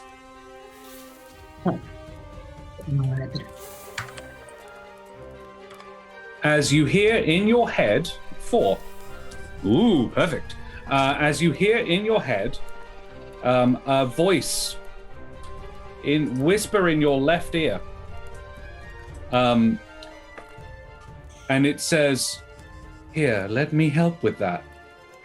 And rather than a firebolt launching from your hand, a bolt of radiant light shoots out. Can you make me an attack roll, please? With a firebolt. It would be a firebolt. Shit. Sorry. Yeah, you did. Hang on. That's the... It's Okay. it's an 8. You would have advantage on the roll. Okay, I have advantage on the roll. Because you are... It is holding you. Sure. All right. 18. There you go. Yes, that does better. beat its AC. I'll take that damage from 7. So it does 7 radiant damage to this creature. What the fuck is wrong with my spells? And you hear in your voice, you hear the voice in your ear say, "I'm helping." Okay, keep it up. Are you talking to? It is a distinctly feminine voice, quite soft and mellifluous. Trish, it's your turn. I'm gonna hit him with my sword. You do that. Raided.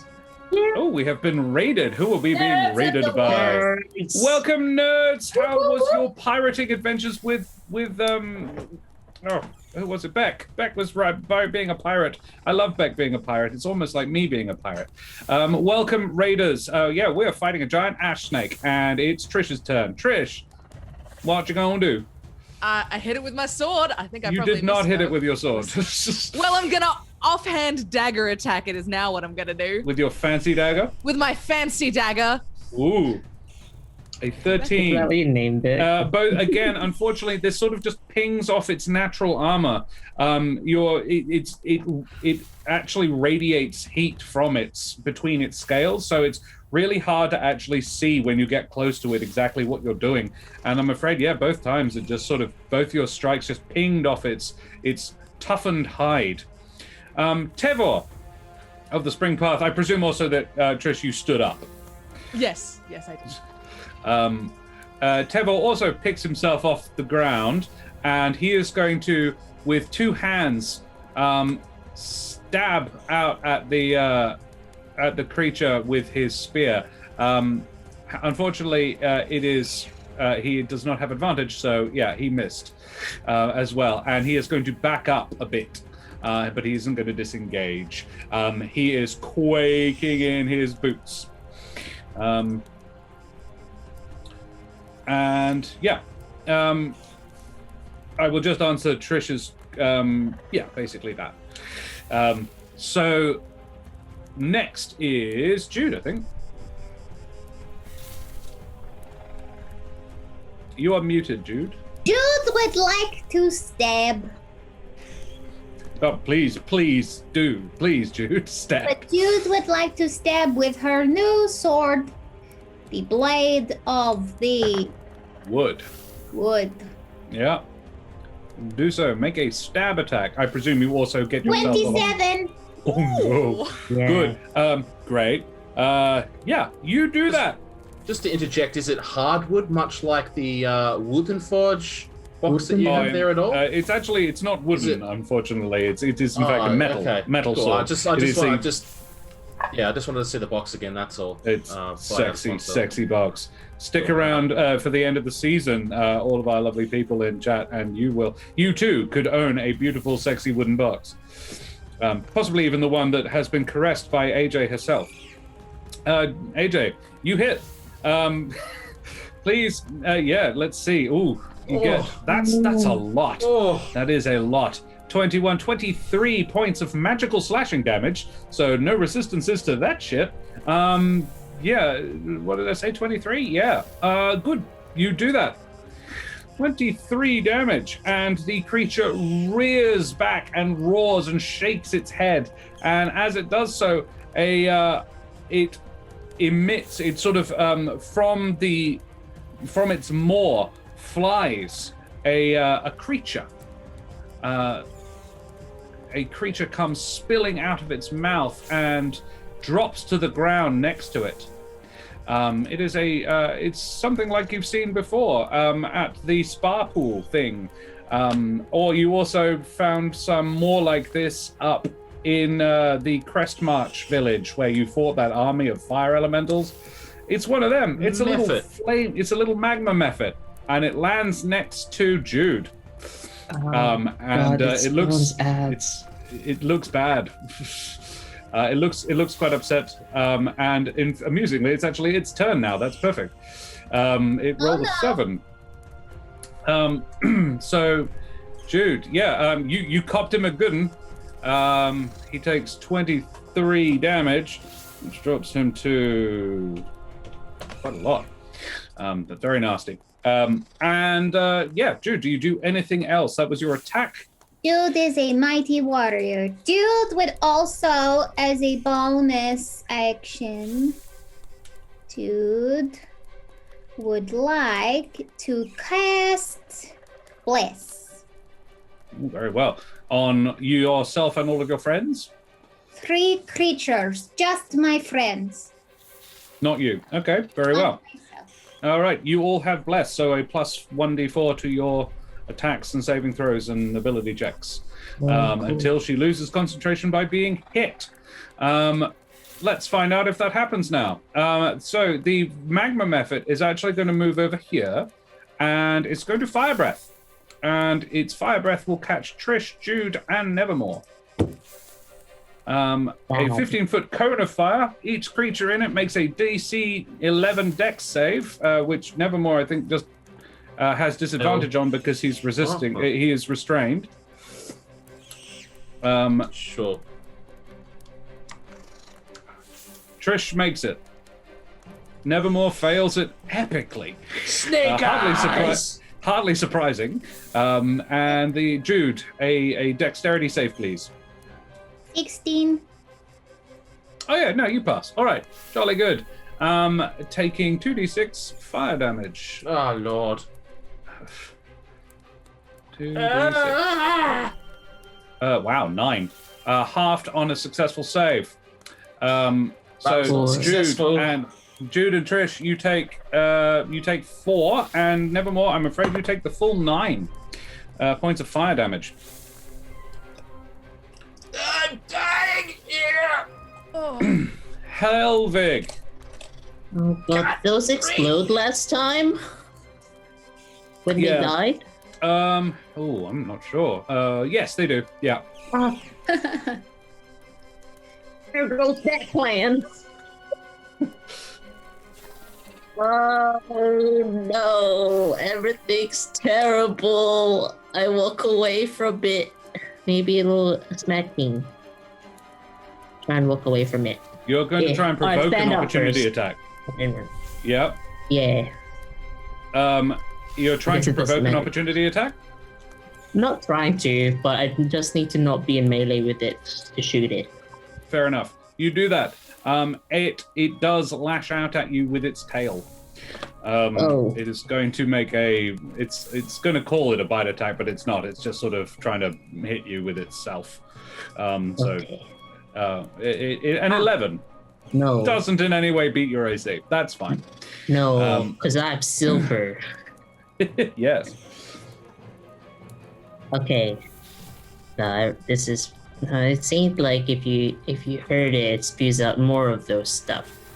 So instead, I'm gonna cast Ray of Enfeeblement.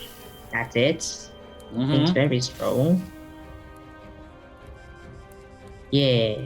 Ooh. So have to hit with it. You do that. Oh. On a hit, the target only deals half damage, and you also, at the end of the target's turns, make a con save. It ends. Does it do any damage? No, it doesn't do any damage. I hit them, and then if they have a debuff, that makes it so they do half damage. Very well. And then they have to make a con save. It is going to use its legendary action and roar backwards, releasing Nevermore. Nevermore flies away and lands next to it on the ground, and then it dives under the ground again, disappearing beneath you. It's still there, but it is still in the space, but it's under the ground now. It is now, unless you want to do anything else, Helvig?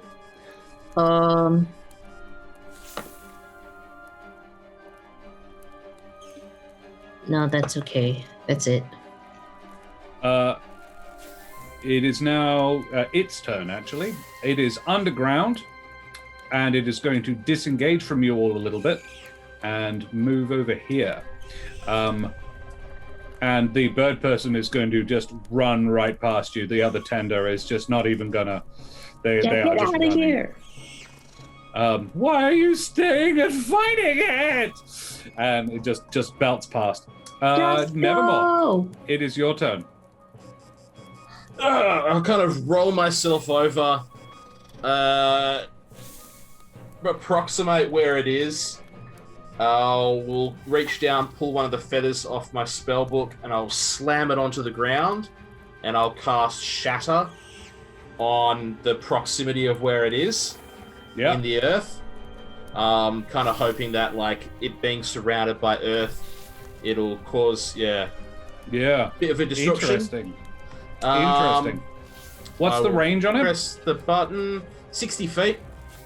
No, as in, what's the range? What's the AoE? sphere of effect? It is 10 foot. a 10-foot 10-foot radius. Yeah. Radius, So though. it's a DC 12 Constitution saving throw. I will make a DC 12 con save for the creature. Con save. Makes it. 17. So I'm going to say because it was underground, it wouldn't take very much damage at all. I'll quarter it, I think. It will take 2, I'm afraid. Solid idea, though. And you do hear a muffled noise from underneath. And you can see because of the way the ground is undulating, it's clearly writhing. From what you did, and it's sort of like if you've ever seen a mining charge explode, sort of this poof of soil and dirt. The whole thing is becoming. I would actually say that where it is right now is probably difficult terrain now because of what you just did. Like it's softened the ground to the point where it would actually be hard to walk in. Okay. I'm helping, and I'll drag myself. I'll drag myself along the ground back towards Helvig. Sure, you do that. That's my turn. I won't even Trish. pop up from prone. All right. Alrighty. Okay. I'm going to scooch back just a bit. I'm gonna toss Nevermore one of my greater healing potions, if that's okay. I dodge to make sure it doesn't get caught in any I of will my call that a spines. bonus action to chuck it to him. Yep. But he will have to use his own action to drink it. Fair enough.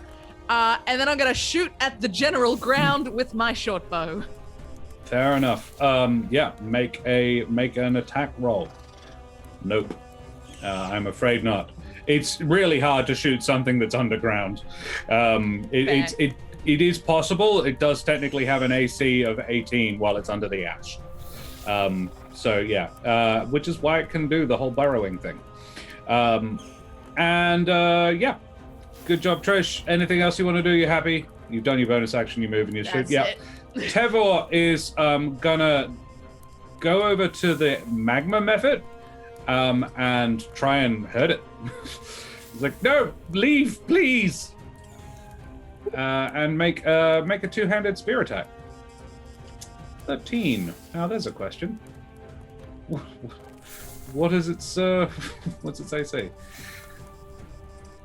Its AC is 11. He hits it. Look, even a stop clock. For 8 piercing damage. Wow. All right. Good on Nice. you. Yeah, Tevor. Tevor, here's our man. Tevor's like, thanks. I'm trying to help. And Jude is standing next to Tevor, and it's now Jude's turn. Jude would like. Can Jude see the creature or any part of the creature? Oh, you can't see it. You can see the ground where you think it probably is. Can I get in the hole that the creature got in? No, it sort of fills in immediately behind it. It's sort of, the way it moves the soil from the front of it to the back of it, and the way it writhes through the ground. So there is no hole. It doesn't leave a tunnel. is also the method. There is the method standing right next to you as well. It just It tried does to set you explode. on fire and did a bit. I ignore the thing beside me, Sure. and I go and I stab the ground. Okay, so you go over to the ground where you think the snake is. Yes. Yeah. You make okay, so it's going to get an opportunity attack, I'm afraid. It's going to claw at Okay. you. Doesn't.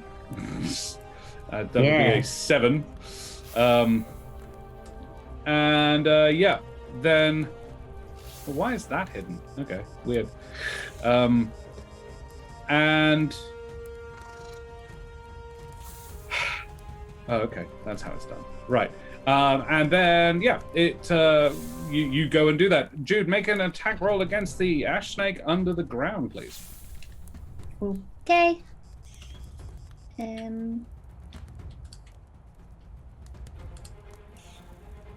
26. Oh, very nice. Yeah, you hit it. You sort of stabbing around on the ground, and one particular slice you can feel. You dig your arm in almost to the elbow, and you can feel you've caught something. Roll damage. 14. 14. Ouch. It's And a also- 1d10 plus 4. Yeah, wow. Yeah. Also, And also, the sword, yes. it has the spike. It has the spike growth. Yeah. This is AJ asking.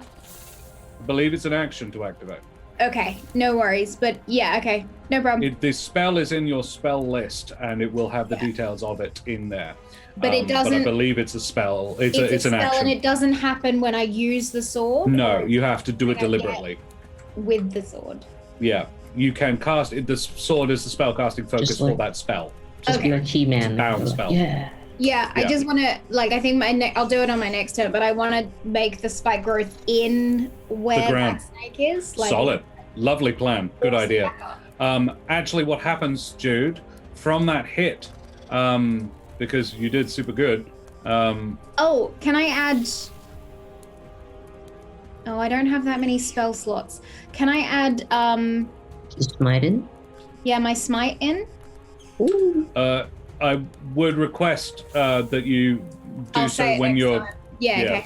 No so worries. we're a little bit after the fact at this point. Yeah. Yeah. But you can declare it after you've struck, after you know whether or not you've hit. Or rather, no, you can declare it whether after you have rolled the dice, but you have to declare it before I tell you whether or not you've hit. Is the trick. But it's a bonus action. What is? Searing smite. Oh, my your spell. spell smite. If you're casting a spell that is smite, you have to say so beforehand because the Before action hitting. is Okay, yeah. it's the bonus action to cast the spell, and as part of the casting of the spell, you also make an action to attack. Yeah, easy. Okay, Yeah. never mind. But from the hole, as you pull your sword out, comes a steam method, Oh. and I will roll its initiative. It got a 6, so it goes just after its buddy. Yanking all these methods out. Yeah, it's always Jude too. Cool. So there are now two methods. One of them is going to Jude. Are you done? Is that your stuff? Cool. All right. So the magma method is going to claw at Tevor, getting a 23, doing 6. That was really bad rolling. 6 slashing damage to Tevor, who doesn't have that many hit points, to be honest. He's down to 16. And then the steam method is going to blow its steam breath at Jude, because Jude is appearing to be the one who's doing most of the damage to its master. Jude, can I get a DC 10 dex save, please? As a cloud of scalding steam comes towards you, and you take 1d8. 8 fire damage. And then we go to Helvig. Is that concentration for bless? Oh yeah. I don't know. I think so. Yeah, it is Yeah. concentration for bless. In which case, can you make me a Constitution save? The DC being 8. 9. Great. So yeah, you take 8 damage, and now it is Helvig's turn. Stop! I shoot and gather some fireflies and I shoot them at that steam method. Very well, you do that. This is an Eldritch Blast. Good. Make a blast him. Make an attack. 15? That's 15. Look, I'm pretty confident that does it. Yeah. You hit for 12 Yeah, force for damage. 12. Wow. Yeah. Let's just see. Stop 'em. Yeah, its AC was 10, and it has not that very many hit points actually. It has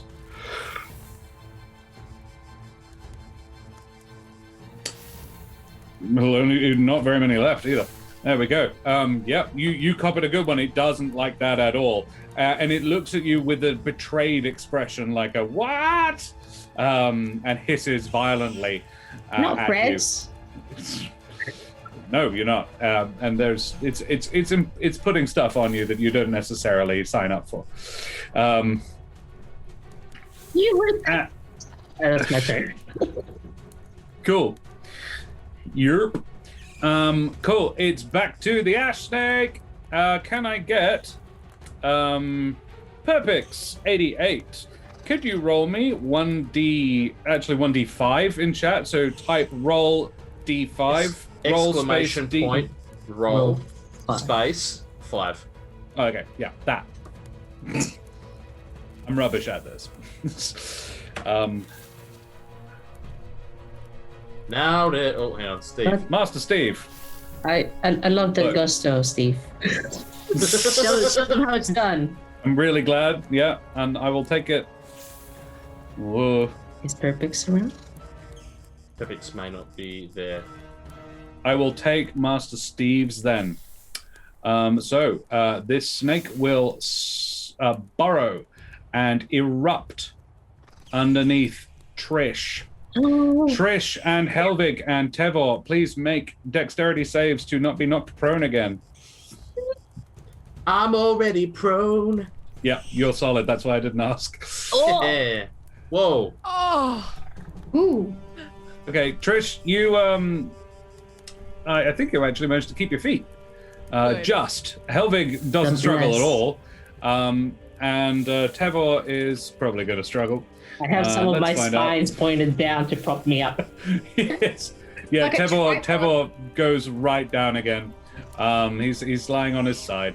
And then it's going to make a grapple style attack at you, Trish. It's going to constrict you. Does 14 beat your AC? it equals. Equals beats. It grapples you. It does half and- damage because it's enfeebled. That is true, which is good because it did 12, so it does 6 damage to Trish as it grapples and squeezes All right. you. Oh, that's not fun. And then it's going to bite you because it has you in its clutches.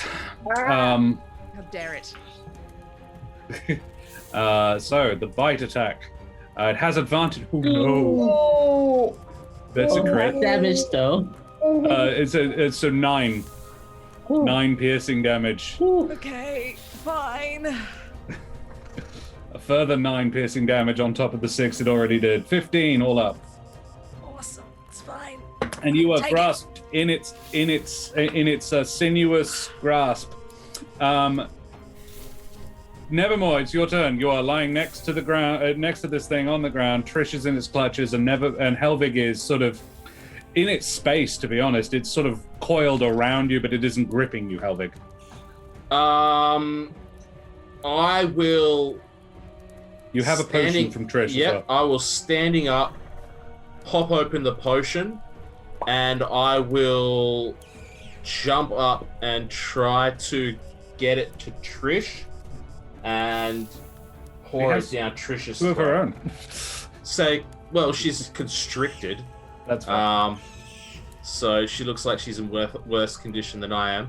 So I'll pop it, and then I will try to, with my action, give it to Trish if I'm able to get in close enough. I'll try to judge. Is there any chance I'll be able to get close enough? An athletics check. Oh, this is one of my fortes as well.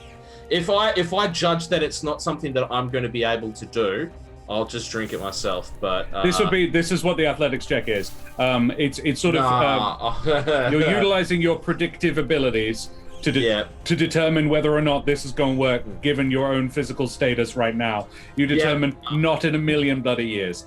In that case, it was a nice thought. Judging it's not going to happen, I'll quaff it myself.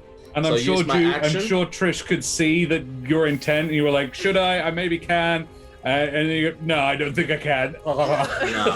And that is everything I can do. I don't have anything that I can really do with a bonus action. Very well. So I will no longer be prone, but I'm standing up and remind me 4d4 plus 44 plus 4, I think. 44 plus 4 for the potion? I believe so. It's greater healing. You add the same number as the amount of dice you roll. Yeah. Okay. Also, Josh, the ash snake has to make a con save to break free from the enfeeble at the end thank of its... you. Yes.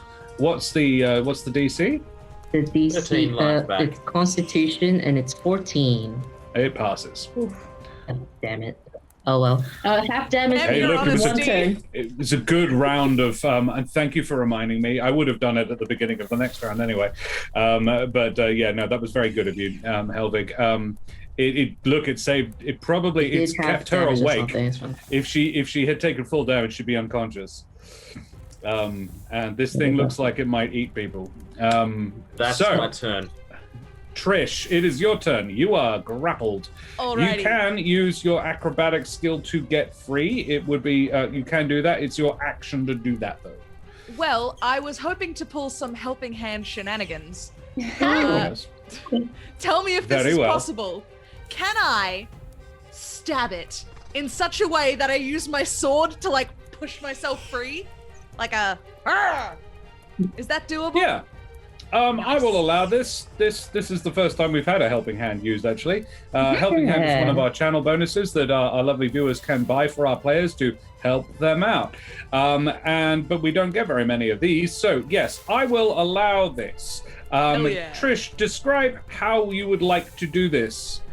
I imagine that you are placing one of your swords in between the plates of its skin and levering it open. To cause it discomfort and cause it to loosen its grasp on you.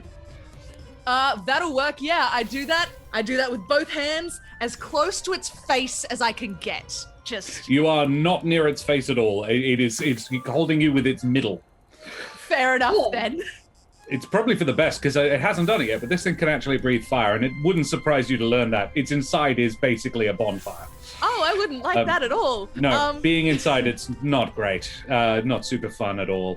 Trish, can you make me you would have advantage on this attack for several reasons, but and make me say you use your fancy dagger for this as well. This would be a fancy dagger situation. All right. This is a fancy dagger situation. This is a fancy dagger situation. That's a shirt. That's a 22, because you had advantage. For 6 piercing damage. Who would have expected that? It's not really a snake. It's holding me. It's not surprised. It's like, oh, what? It hit me? What? 6 piercing damage to the snake boy. That's right. No, it was a fair point, but society is to blame. And technically, we're within 5 feet of it. Yeah, but technically it has to be surprised by the thing, I think. But it does lever you free and allow you to drop to the ground and make another attack with your... you are now free of its clutches and shifted over to the side. You roll out over the top of it, drop down to the ground, and now you can make an offhand attack with your bonus action, if you like. And that would get a sneak attack because you are now on the ground. As fun as that sounds, I think I'm going to drink one of my potions instead, because I'm looking a bit shaky. neck that then. Yeah. I You do it. sure will. 4d4. Thank you to chat for the helping hand. Yes, Yes. thank you. That was extremely useful. And that's Trish's turn, unless she wants to move. I don't recommend it. I would actually, Trish, I believe you can, if you've attacked something, you can move away without incurring opportunity attacks. I I can. believe that's something you can do, so you can leave if you like. I think I will. I think I'm gonna go over here. Trish gets 10 extra hit points and moves away from it a bit. It's actually 14. 14. Yeah, plus she only 4, rolled yeah. 4d4, so it's 44 plus 4. 14. Back up to 25. Trish is You got looking this. reasonably healthy again. All right, Tevor. Tevor is on the ground. He's going to stand back up, dust himself off, and shout, "Some guidance, please. Do I attack the magma method or the ash snake?" The magma method explodes, friend. Noted. So, ash snake? You do you, man, but if you hit it, it might explode. Noted. Okay, well, that was singularly unhelpful, but you don't really have any time for any further queries. So he is going to he's going to crit hit the magma method, which is probably going to explode. Look, man, I already warned you. Oh, wow, it does. Oh, no. The mighty Tevor. Oh, God. Okay, this isn't that bad. It won't kill him. He makes a dex save as the magma method explodes. Come on, Tevor. You can do it. He does. Yeah. So he takes half the damage of 2d6. It's not a lot. It's quite a bit.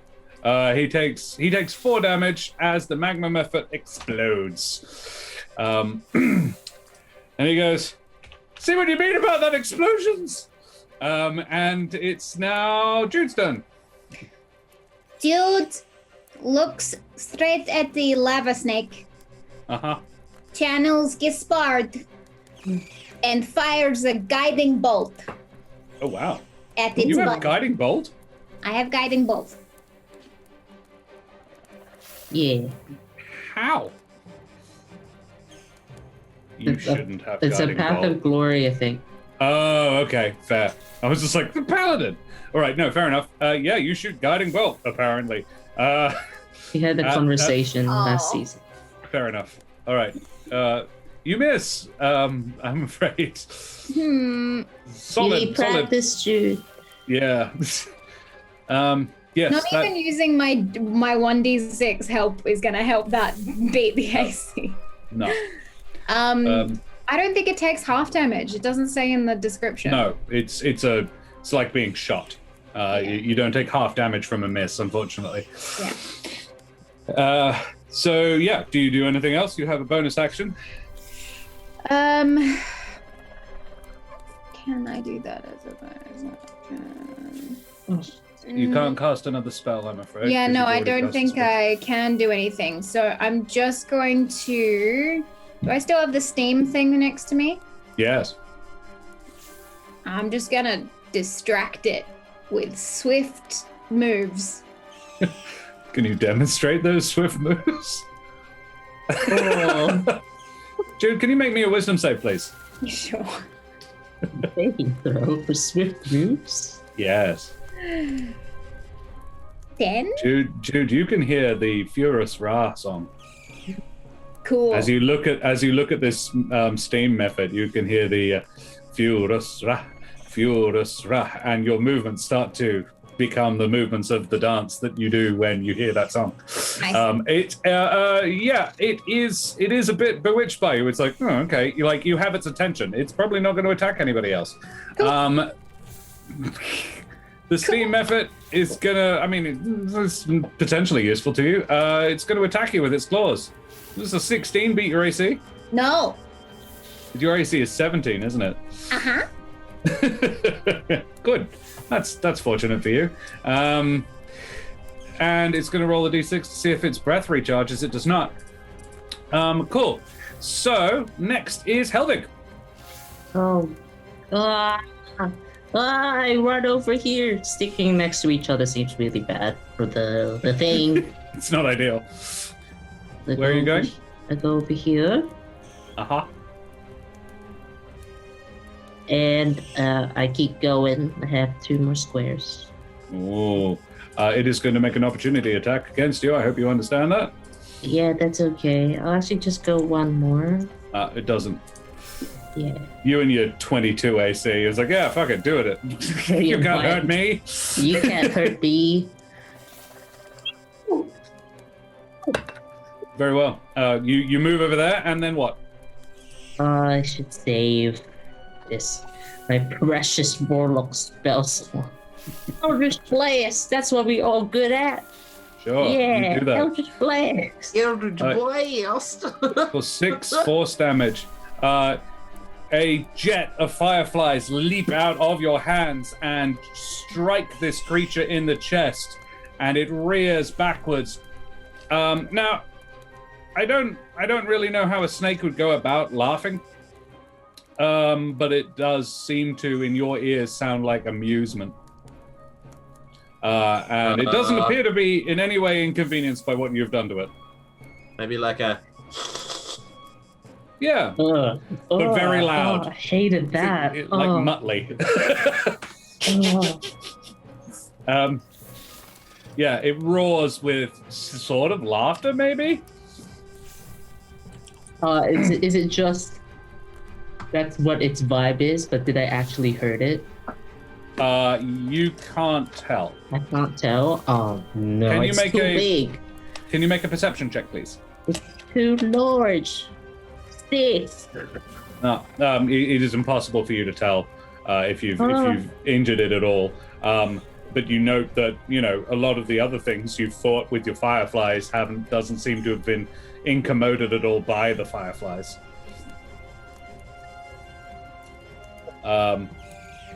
But as its action, it will use its legendary action to dive once again under the ground and snake around underneath you. And now it's its turn. It will snake over here to underneath Tevor. No! Yeah, that's its turn. Nevermore. Okay. Let's just very quickly check what magic missile is that you could see within range. I can't see it, can I? You cannot see it. No, I cannot. I am going to ready an action so that the moment that it pops up, I will cast magic missile at it. Very well. Very well. So, yeah, I'm just tracking its movement through the ground. Fair. And the movement, yeah, boom. Cool. Very well. Trish, what do you do? Well, I can't see the snake, so I'm going to use my bonus action to aim real good, and I'm going to fire an arrow at the steam method. I'm just going to move everybody a little bit further up onto the map. Because it's all the same. There you go. A little bit nicer there. So yeah, you are holding your action and aiming at the... Oh, no, sorry, you're shooting the method. Yep. Please do so. Yep. Excellent. Wow. Yeah, you would get your sneak attack on this as well. Because it's fighting Jude and it's side onto you. So yeah, definitely. That's also double the snake attack too. Yeah, I'm going to tell you for free, it's probably going to kill it. Like, Nice. which is less than ideal because it does a death burst. Sorry, Jude. So, Jude, make a dex save, please. No.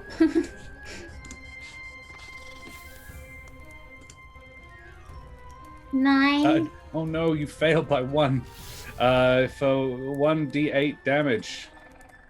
7 points of fire damage, Jude, I'm afraid. I see. Oh, I'm down. But I'm down. you're, You're Are down, you? actually? I'm at 9. I'm not down now. okay. Well, whoa! I'm I'm Okay. gonna die. Concentration check but, again. but fortunately, the method is gone. Yeah, concentration check, please, Jude. Con save.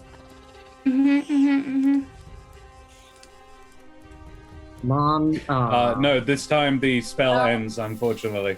R.I.P. Blast. But Trish, well done. You killed the thing. Hey, woo! You absolutely nailed the thing with your arrow. Cool. Next, it's where are we? Next, it is Tevor. Tevor is like, oh no, I think it's underneath me. I think it's underneath me. And he begins stabbing wildly at the ground underneath him with his spear. He's like, what I'll do is I'll enrage it. That's a great idea. A 7. He does not hit it. However, what he is going to do is, help, guys, I think it's going to eat me, and run away from it. And because it is underneath him, it does not make an opportunity attack. That's good. Oh, actually, I'm going to say it does. It's going to have disadvantage because it can't see him. Gosh. But it will lash out. No, it misses him. It misses him. His AC is... Drop buttons. Help, everyone! Do you know the Yes, I know the Muffin Man who lives on Drury Lane. No, okay, so that's Tevor. Jude! It's under Jude? the ground again. Jude is going to cast... Spike growth. Yes, Spike Growth. Cool. Can you slap it up in chat so that we can see it? Yes. This will make the entire ground that it's in a 20-foot radius, probably centered about there.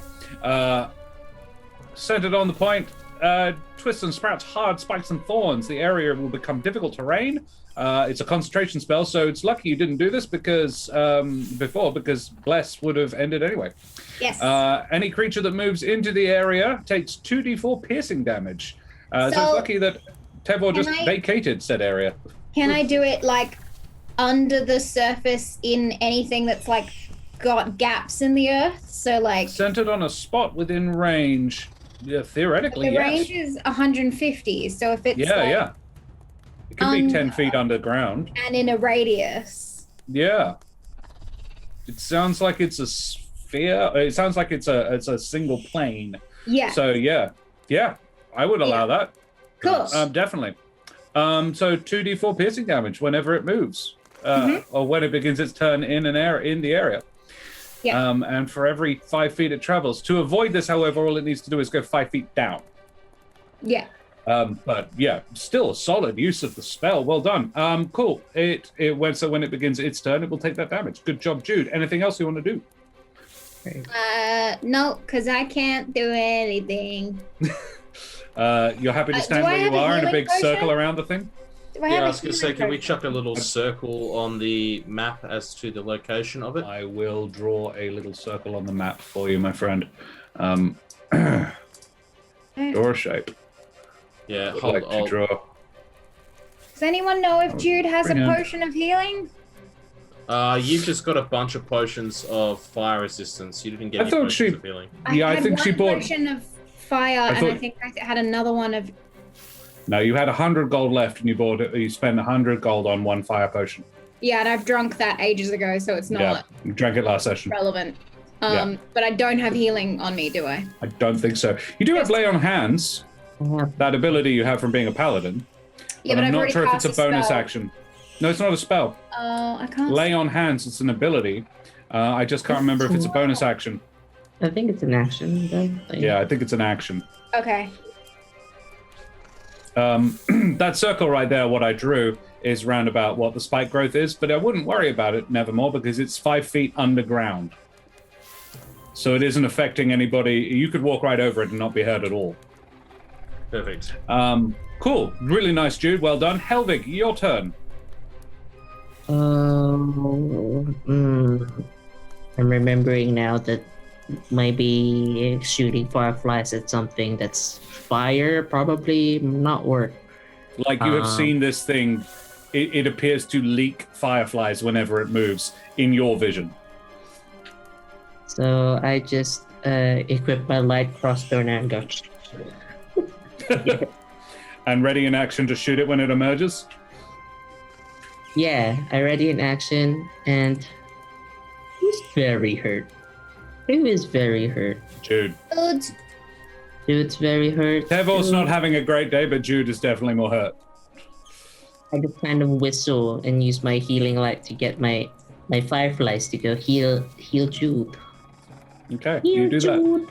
that. You heal For Jude. 4. How much for? 4 healing damage. Jude, you get 4 better. Okay. 20-foot sphere, you say, Serum. All right, then. So the area... Just don't step where the snake is. Okay. Okay. It would be a radius from the point, so it would be a sphere, actually. You are correct, yeah. Right. Jude is an Oath of Glory, I believe. Ferret Frenzy. Yes.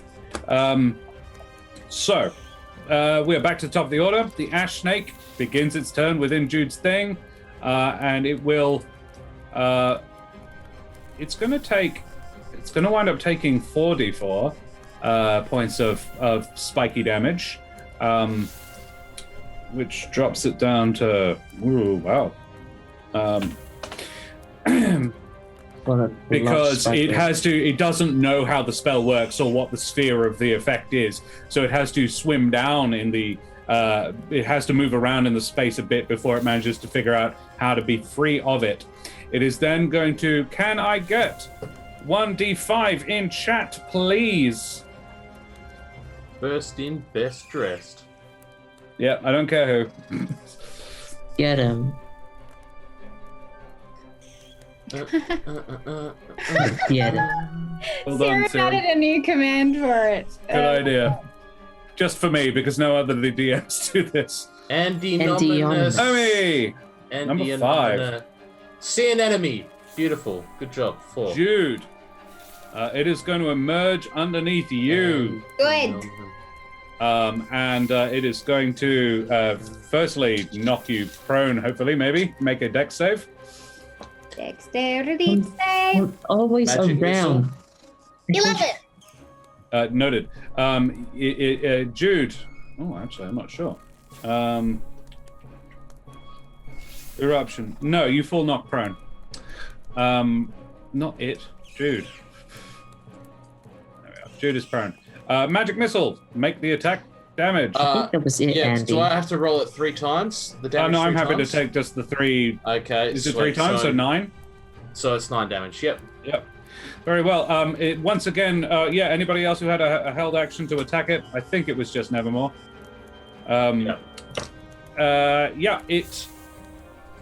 It rears back once again, and another magma method leaps from its... Actually, this time it actually bleeds out of the hole that you carve in its side with your magic missile. And it falls to the ground down here next to Helvig. I shoot the thing. You shoot the thing? Yeah, with the not the method, the snake, because that was my... With the ready. Oh, you held up. You held a yeah. hand out. Yeah. Okay. Cool. Yeah, with my crossbow. Please do. Yeah. It pings off its natural armor.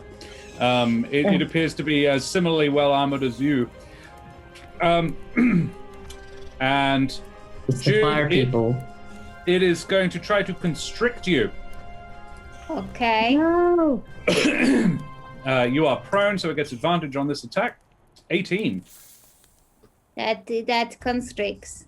It grabs you, and it makes. It does some damage. It does 13 bludgeoning damage. And Jude passes out. Oh no! So it's holding the limp form of one Jude Littlefoot in its coils, and then it looks down at you, Helvig, and chuckles. And then it's going to try and it's going to do that again. No, it's Going to kill me? It's going to constrict Helvig now. Drops Jude. It drops Jude's unconscious and limp form to the floor. Yeah, bring it. And You'll get spiked by me. 23 hits you, does Yes.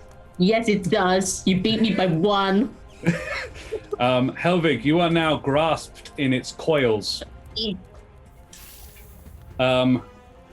You can feed an unconscious person a potion if that is something you feel like you want to do. You take 8 bludgeoning damage, Helvig, and I will say that you can roll 1d4 to do damage to it in retaliation because you're a spiky boy.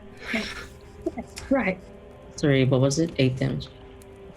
Yeah, you take 8 bludgeoning. And it is now there, Yeah. grasping Helvig in its coils. Nevermore, your turn. Don't let them hurt my friends. Please, please. Help me again. And I'll And it cast says- another firebolt. You hear the voice in your head saying, absolutely. And roll me 1d6, please. There is a glee in this feminine voice. It First wants of all, this I'll thing roll dead. This.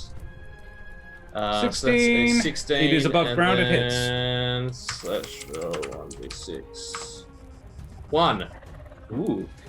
This time, it is a bolt of lightning launches from the tips of your talons and strikes it in its flank for 10 lightning damage. Solid max damage there. Very nice. It did not Beautiful. enjoy that at all. It looks to be very badly hurt, Nevermore.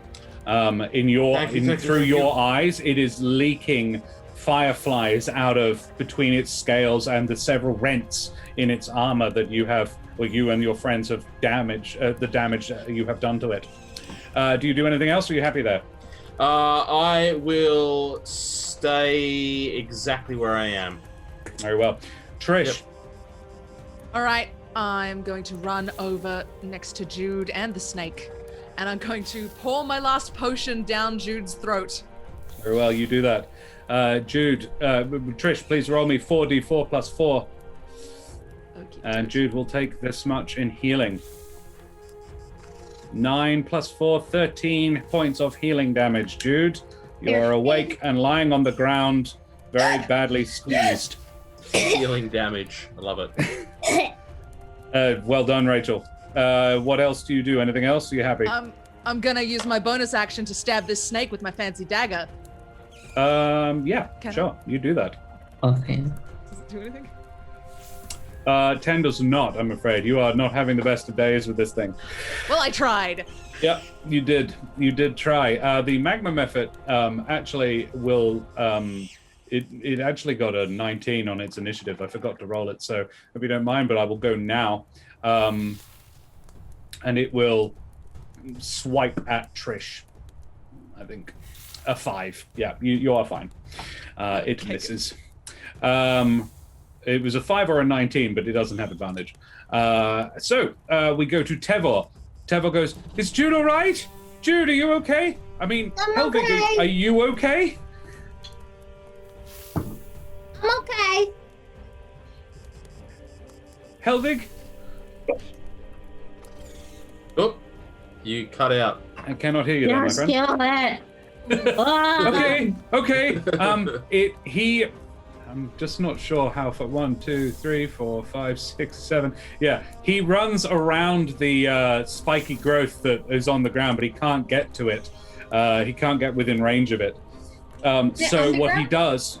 no, it's a spear. Unfortunately, it does appear above the ground. Serum cleared that up for us. So he throws his spear at it instead. He takes a running javelin throw and lobust his spear at this terrifying monstrosity. Ranged weapon attack. If you hit me Crit with fail.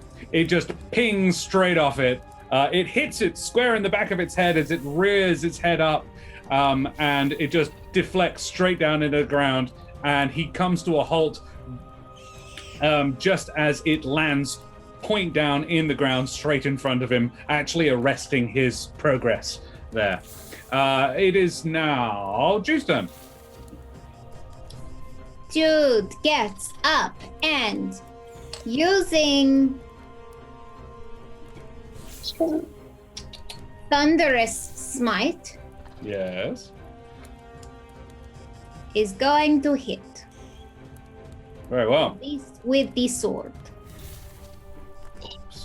DC strength. Well, you still need to make the attack roll as well, I'm Yeah, afraid. I'm just Yeah. kidding. 20. 20 hits, and it needs to make a DC 12 strength save.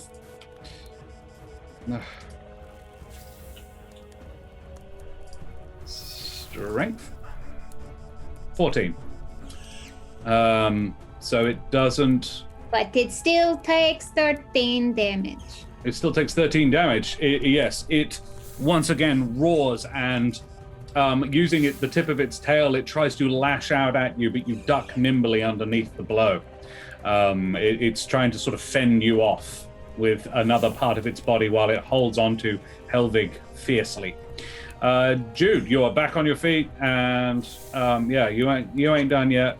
It does. It takes 13 damage. And Does it Helvig, still take the thunder from the smite? what happens with that? I think so. If you fail this, if it succeeds the strength save, does it take I half think damage? it's supposed to push back, then that's what the strength is. Right. Then it'll take a further 6. Oh, it's not looking good. 10 foot back, and It doesn't get pushed back though because it No. passed the strength save. Yeah. yeah. Cool. Does Helvig. it still take the thunder down? No, it doesn't. Doesn't it? Oh, okay. Oh, it does. It No, does. it deals an extra 2d6 thunder damage to the target. If it fails Yeah, the Yeah. There's just The save is for the pushing back. right. Cool. the attack it. Yeah. Noted. Oh, Okay, God. Helvig. So that was plus 6 thunder. Yeah. Noted. Thank you. Cool. You are grappled, Helvig. Yeah, I know. I want to shoot at it. But With it your laughed crossbow? at me, so I'm just gonna stare at it defiantly as I cast Cure Wounds on myself. Like, Nice. like bring it. You gotta hit me harder than that. It's like I'm not going to hit you at all. I'm going to squeeze it. Yeah, sure. You do that. Cast Cure Wounds on yourself, please. Level 2. I'm back to full. Try again, bitch. You are a spicy boy. I Spicy, say that spiky boy. in just eyeballs. Okay. It goes back to the top of the order. It's actually the Magma Method's turn. So it's going to try again to swipe at Trish. Pair of 9s. Doesn't look like it. And then it looks at the snake like, "You good, boss?" And the snake hisses. It is going to first squeeze Helvig for...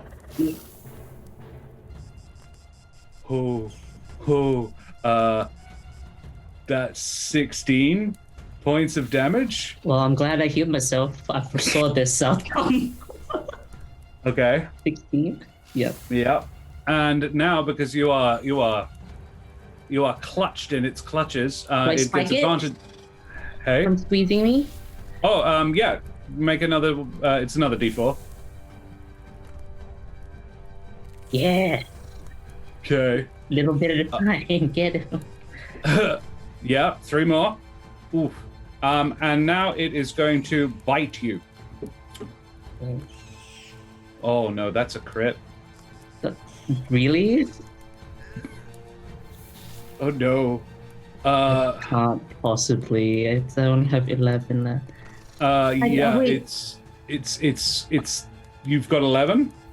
It does 14. I have my damn it! I should have used it before. It's okay.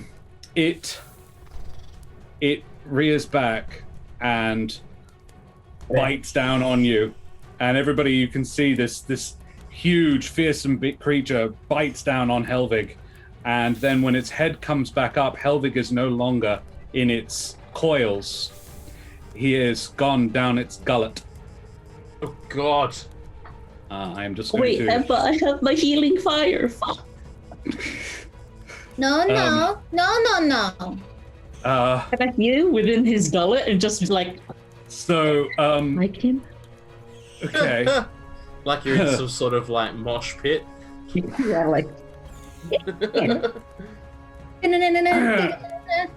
So yeah, it slams down on the silver hedge, swallowing him whole in from its molten sinuous coils. How am I gonna get out Okay. of here? What? Okay, yeah, and then it looks down at all of you, a smile appearing on its serpentine face, and it looks satisfied. It's Nevermore. You are. Can I get a wisdom save, please? I'm not a snack. My forte. Yeah, I know. I'm sorry. Oh, it hit. Great success. Yeah. Nevermore. I'm not taking your turn away from you. I'm just moving you backwards in the turn order for this round. Sure. Everybody else. Trish, you have a turn. Nevermore will have a turn at the end of the order. Nevermore seems to just go a little still and very, very focused as he's looking onto this, looking at this creature. Trish, what do you do? I'm gonna stab it with my sword. Okay, solid. Yeah. You do that. Yeah, finally, yes. Okay, good. Excellent. Get some. Good start. Because Jude is there as well. You do get your sneak attack. Hell yeah! Which is also Be big. doubled. So take Yes. off your. Yep. Cut me out. Oh wow. Okay. That's 7 plus 11, 18 piercing damage. Solid hit. There. A The palpable sneak hit. attack has to double as well, I think. Yeah, I that's think it what did. it's double. I think it's 4 just- 3. Yeah. I thought you get 2d6 sneak attack. I do as a apologize. level. She should do now. She's level 4. I Yeah. haven't fixed that. I will change that. Roll roll me 2 more d6, please, Trish. All right. Get them as well. A 25 and a 24 as well. It's for the 6. So what? 24 total damage. There. Very nice. Very nice. Trish, you also have a bonus action if you want to do something else with it. You bet I do. I'm gonna stab it with my dagger. A fancy dagger. I'm mad. Again, you now get my friend back. Yeah. I'm trying you to do. cut Helvig out of it. I can see that. Yeah, for a further 2. Look, it's not nothing. 26 damage. That's not bad for a single round. I will, yeah, proud of you for that. Tevor grabs the spear that's sticking point up in the ground, runs up and just charges it like a lance, like a knight on horseback. Let's see what he manages to fuck up. Two-handed spear attack. 9 pings off its armor. He just can't. He's standing there just repeatedly, just trying to dig at this creature as it chuckles down at you menacingly. Jude.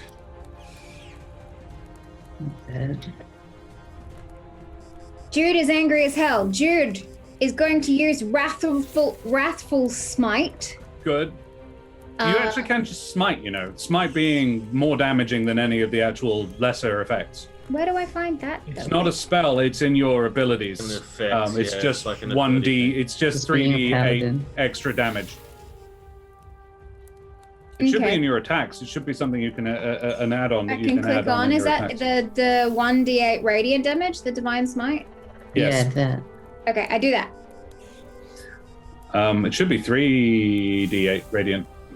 21 to hit is a solid hit. Oh. 8 8 slash. Ooh. plus. It didn't add my dueling or my radiant damage. Have you turned your radiant? Turned your dueling off? No.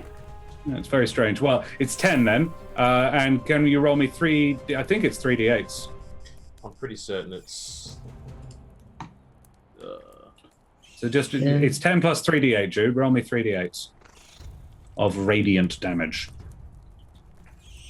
That's 1, 1, 2, that's 2, 3. 3. Very nice. Oh, Ooh, 2 very nice. sevens. 2 7s and a 4. So 14, 18, 28 damage on this snake. Like, All right. 3d8. 3d8 slice for a it first to level. try and 2d8. get. I will take the first 2 then. So 11 plus 10, 21. Still pretty decent. I want to try and slice it to get Helvig out. Yeah. You're in your frantic. I mean, it's pretty big, and you're all unable to target the same space really. But yeah, you're cleaving into the side of this thing. It's not looking happy at all. Nevermore, through your eyes, you can see it is leaking damage all over the place. So, Nevermore.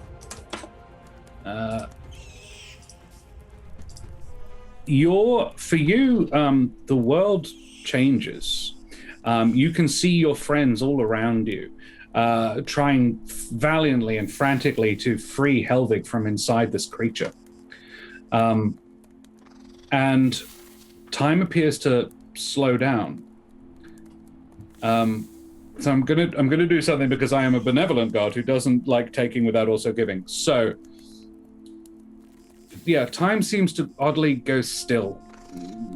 And that same silky feminine voice whispers in your left ear as these people, you don't feel like you can move, but time has gone very still and calm, and there is still the energy of the fight around you, but there's a bit of, it feels like peace. And you hear the voice say, "You must carve it open to save your friend. I can try to help if you let me. That creature is as much my foe as it is yours." Use me as your weapon. Very well. It is noble. You don't even ask a question. It's my friend. Do what I must. I understand.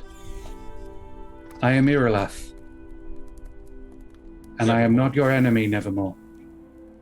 And then the battle comes back in full swing. Time speeds right back up again. Nevermore, you feel yourself empowered. You feel an energy flowing from your eye socket. And can I get you to roll an attack roll with advantage, please? It would use the firebolt, but it will do some serious extra damage. So it'll be whatever you roll. And chat, can I get 3 people in chat to roll 1d? It's a d10, so I'll call it to roll 3 people to roll 1d10. I'll take the first 3 I see. Why is this not working? If you can beat the amount of damage it has left, you will free him. 8 is good. So, sorry, 16. I couldn't figure out how to roll with advantage, so 16 is the best roll. 16 does hit. You do 8 damage. We got a 9, a 4. 4 and 9. We need one more. The bot's like, Got an error. It's wrong. We don't need that. Yes, there we are. There it is. Oh. 6. Okay. So 19 plus 20, 27. 27. It's less than 10. Let's just... Ranger Harley, I'm afraid, no, you were a little late, Ranger Harley, but thank you for your efforts. Okay. This bolt of... I will take the 3 as what the damage type is. This is actually a ball of acid leaps from your hands, Nevermore, and strikes this creature in the throat. It rears back. It's not laughing anymore. And it uses its legendary action to burrow under the ground. No. You did not, I'm afraid, manage to do all of its remaining hit points. It was very close, but I'm afraid it did not. It disappears under the ground. Wait, can it And Helvig, you are unconscious. Inside. Not even like healing fire thing, but like super OP. You need to know. You need to be aware to use it, though. Unfortunately, inside the flaming gullet of a fire creature.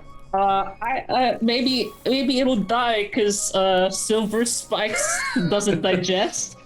Maybe.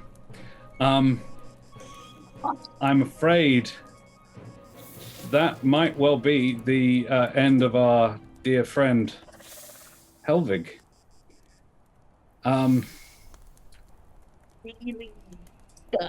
The snake appears to be, you can see the tracks of it just gently undulating away.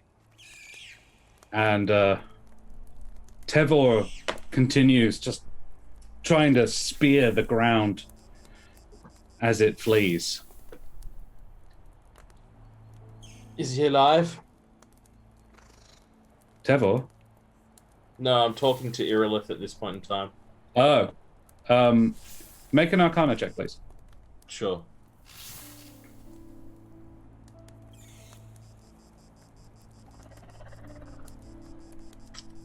That's enough. You hear a voice saying, I am so sorry. I gave you what power I had. I understand. The creature isn't dead, but it will flee back to the realm from whence it came.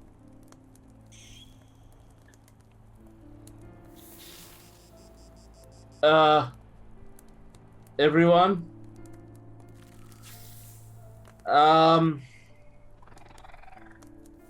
Helvig's gone? No. No. No. I don't... Where's the snake going? Maybe we can chase it. Where would it go? Helvig can't be gone. It would,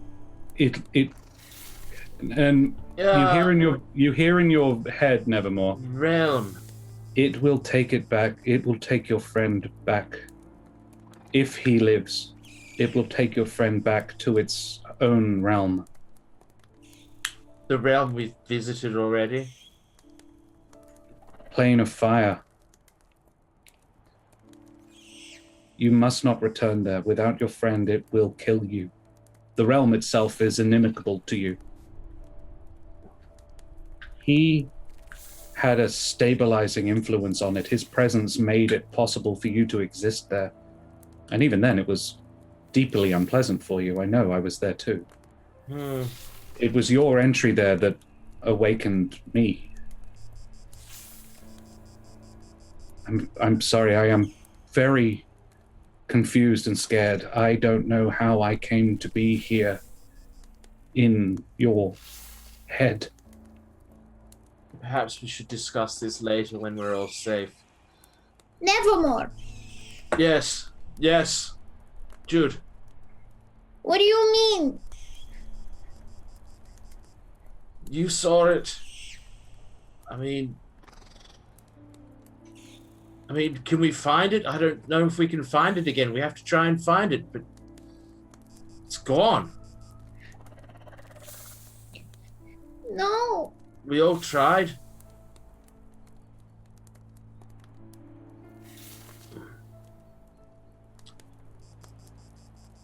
I'll just kind of like fall against something and just lean and put my hands against my head. You'll notice, Nevermore, your head doesn't hurt anymore. I mean, it'll probably, there's sorrow, but there is actually where it was painful before, it doesn't hurt anymore. Oh, that's something at least.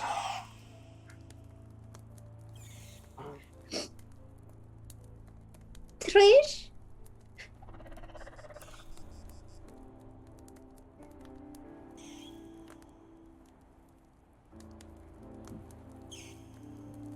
Absolutely ham on that steam creature next to me. I just go fucking berserk. You do that. I'm not even going to make you roll for it. I was just like, oh yeah, there's a thing still. It explodes, and Trish, what Jude sees is an explosion, and all of a sudden she turns to look at you, and there is just the smoke is clearing as Trish just sort of strides through this ball of fire, with murder on her face.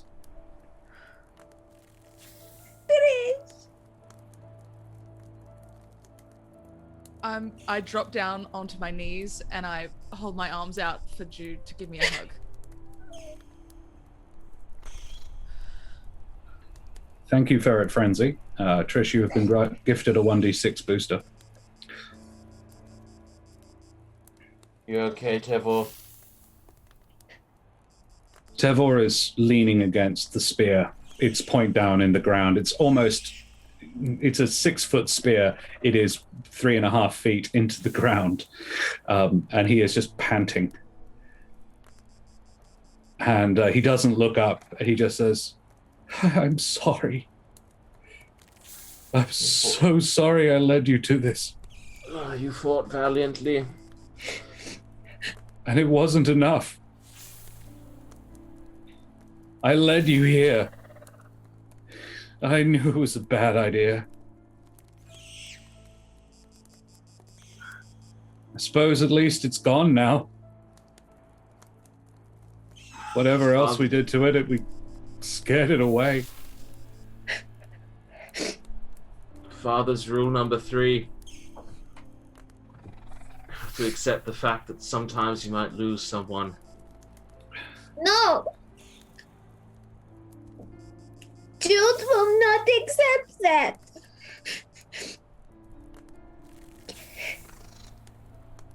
Neither will I, Jude. We'll find a way. We'll find a way. Helvig was my brother.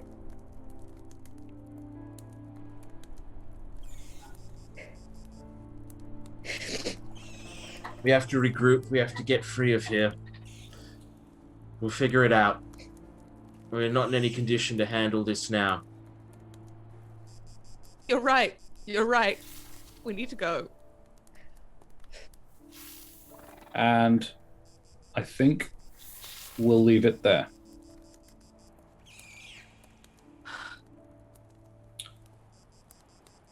Shit. God. Fucking no.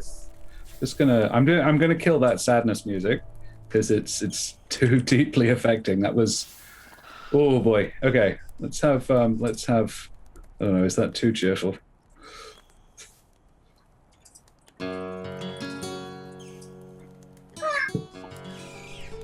Yeah. Wow. Okay. There's that's a thing. Yeah. Wow. I can't say I expected that. Okay. So, let's go back to my notes because my brain is shut and I can't remember how to do this. Okay. Yeah. Thank you everybody for watching and playing. Yeah. Thank you to the Deck of Many for the great work on the source book. That's really cool. Oh wow. I'm so sorry. I tried, did I not try? I'm sorry. How much HP did it have left, Josh? I don't think you want to know. No. Oh, God. It's not double digits. Okay. Oh my digits. God. Yeah, I don't want to know. I don't want to know. Wow. So, I don't know if it's appropriate to ask people for favorite moments at this point, but it's a tradition, No, and I think we should. Yeah, do it. Okay. Do it. Yeah. Favorite moments, peeps. Yeah, AJ, tell us Jude's. I'm going to lead in with my favorite AJ moment and give AJ a moment to think. I adore. I'm going to say it. I adore your reaction to losing Helvig. I think it was perfect. You're seeing everybody else doing their own thing, thinking their own things, and yeah, everything you said was just perfect. It was so beautifully in character. Jude is a very emotional being, and it was perfect. You nailed it. Thank you. To everybody else, tell AJ how great she is. You're great. It was Maybe. an emotional session for you because my moment was where you were playing that kind of mournful song, or at least attempting to, when the flaming spectre was around. So that was a moment for sure. Erin Frenzy, my favorite moment was when Helvig was alive. Yes. Oh, that. It hurts. Oh, It God. actually hurts. Chat, throw up your favorite moments. If you think AJ did amazingly like we did, please throw them up there. Yeah. Trish, Rach, tell us. Well, the emotional stuff was also my favorite, but I also really liked you distracting the steam method by just like waving your hands. It's just so perfect and precious. And Yeah, and so Jude. Dan, how do you feel? Well, in the wake of me dying, I just have to. I just kind of, with how Jude kind of reacted at the end, made me kind of think back to when Jude hugged Helvig with after the whole thing at the very beginning. Oh my god, it's like such it's Yeah. so traumatizing. And I'm like, Ah. just Oh. how the whatever fate lined up today, the roles, everything, and it's just that like little nugget of I guess oh god, that was their last hug. No, don't say that. I just thought of that just then. Yeah. Trish, can you scrounge craft another gravestone? Maybe a couple of tissues as well. Too soon. Oh god, I was just gonna say throwing muffins at Trish and Nevermore, but to make them stop arguing. Yeah.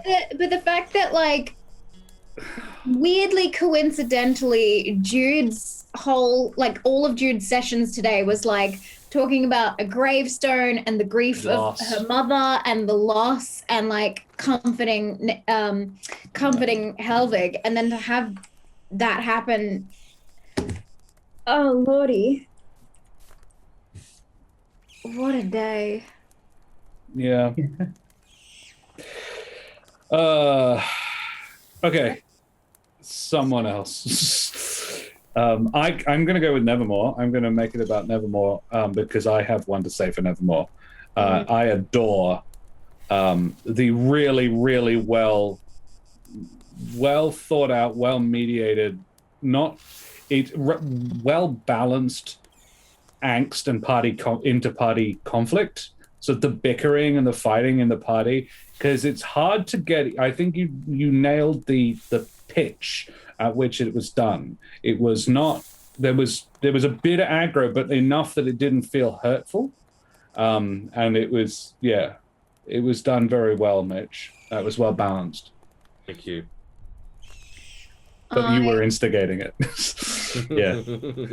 My favorite Nevermore moment was you replying to the voice in your head with "use me as your weapon." Of like, I hate it as a player. I hate it because we don't know what that thing in your head is. But and you think it's a demon. Well, you don't know any better right now. I don't know if Jude thinks it's a demon because Jude. No, Nevermore does. Light. No, but Nevermore does. Yeah. I don't know if Nevermore actually does anymore. Oh. Yeah. Yeah, but like as soon as he was like, use me as your weapon to save my friend, that was such a good moment. Yeah. Which makes Nevermore a bit concerned that if it is the opposite, given that I can now speak Celestial, and I don't think it's a demon, then why is Helvig so put off by me?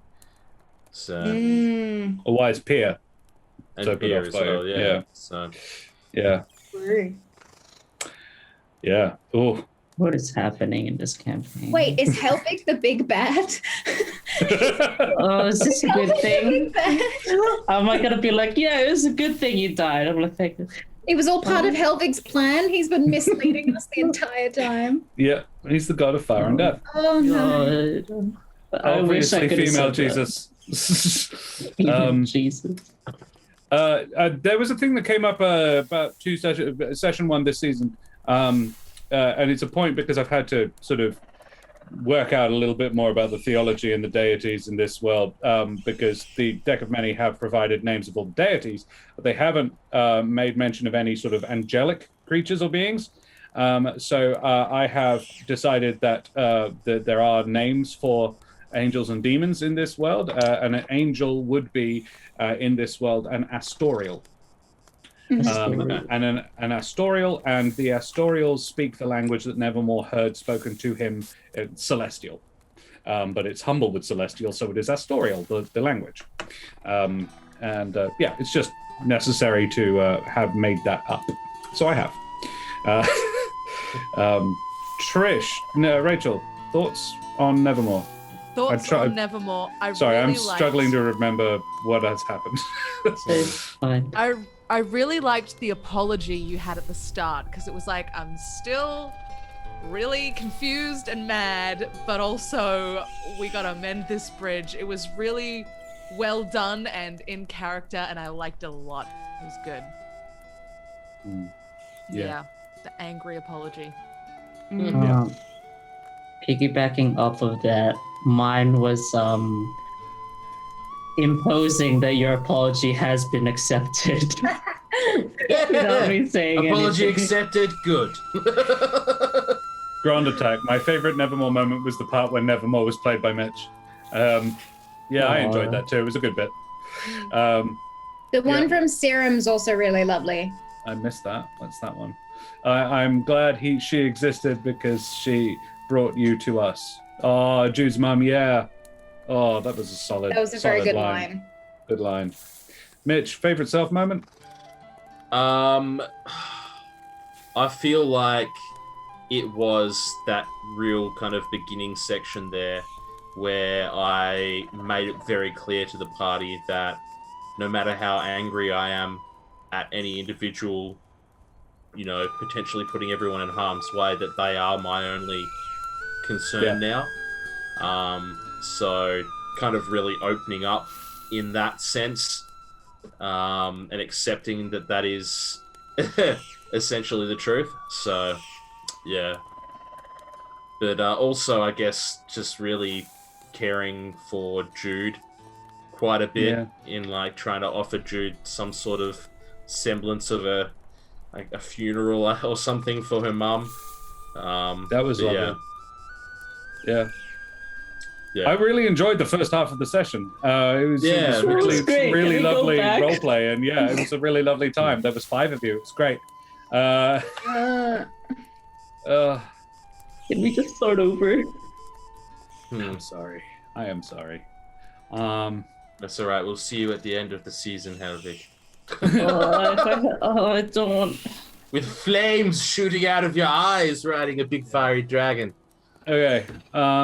Next, who wants to go next? Tell us the favorite self moments. Some of you had time to think now. Dan? Me? Yeah, go on. Tell us a favorite self moment. I'm very tempted to say that, man, was I glad to be alive, like somebody else said, but I think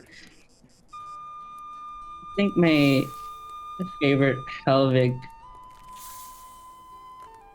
just in general today was how very awkward it was for him to like navigate and try and explain the weird shit that's been happening to him. Yeah. Like he doesn't even know, and the fact that he doesn't even know kind of makes him relate to the party that, like, you know, there's a lot of question marks. Are you gonna just like turn on us or something? And he's not even sure. Like he's very doubtful, and I really like the fireplace scene with the Halo bit of me being like, "What is this?" Yes, that's fun. Yeah. Rach, favorite Helvig moment? I really liked when you were grappled and you couldn't like use a spell, but you just stared down the snake in defiance. That was so good. I liked that so much. He ate me for it, but like... I know, but it was really good. I'm glad that was the last thing you did to that snake, like a good fuck you stare. It was a good way to end, at least. Yeah. That was pretty good. You provoked it, but yeah. So it didn't hurt any of my friends. That was the plan. It's just it was a regrettable side effect of it, but it definitely worked as intended. That was the intent, but yeah. Oh my god. I'll say how just classic Helvig shrinking away from, I guess, compliments in any way, where Jude was like saying that, you know, oh, Helvig must be an angel because of the halo, and Helvig being like, oh, just like awkwardly shrinking away.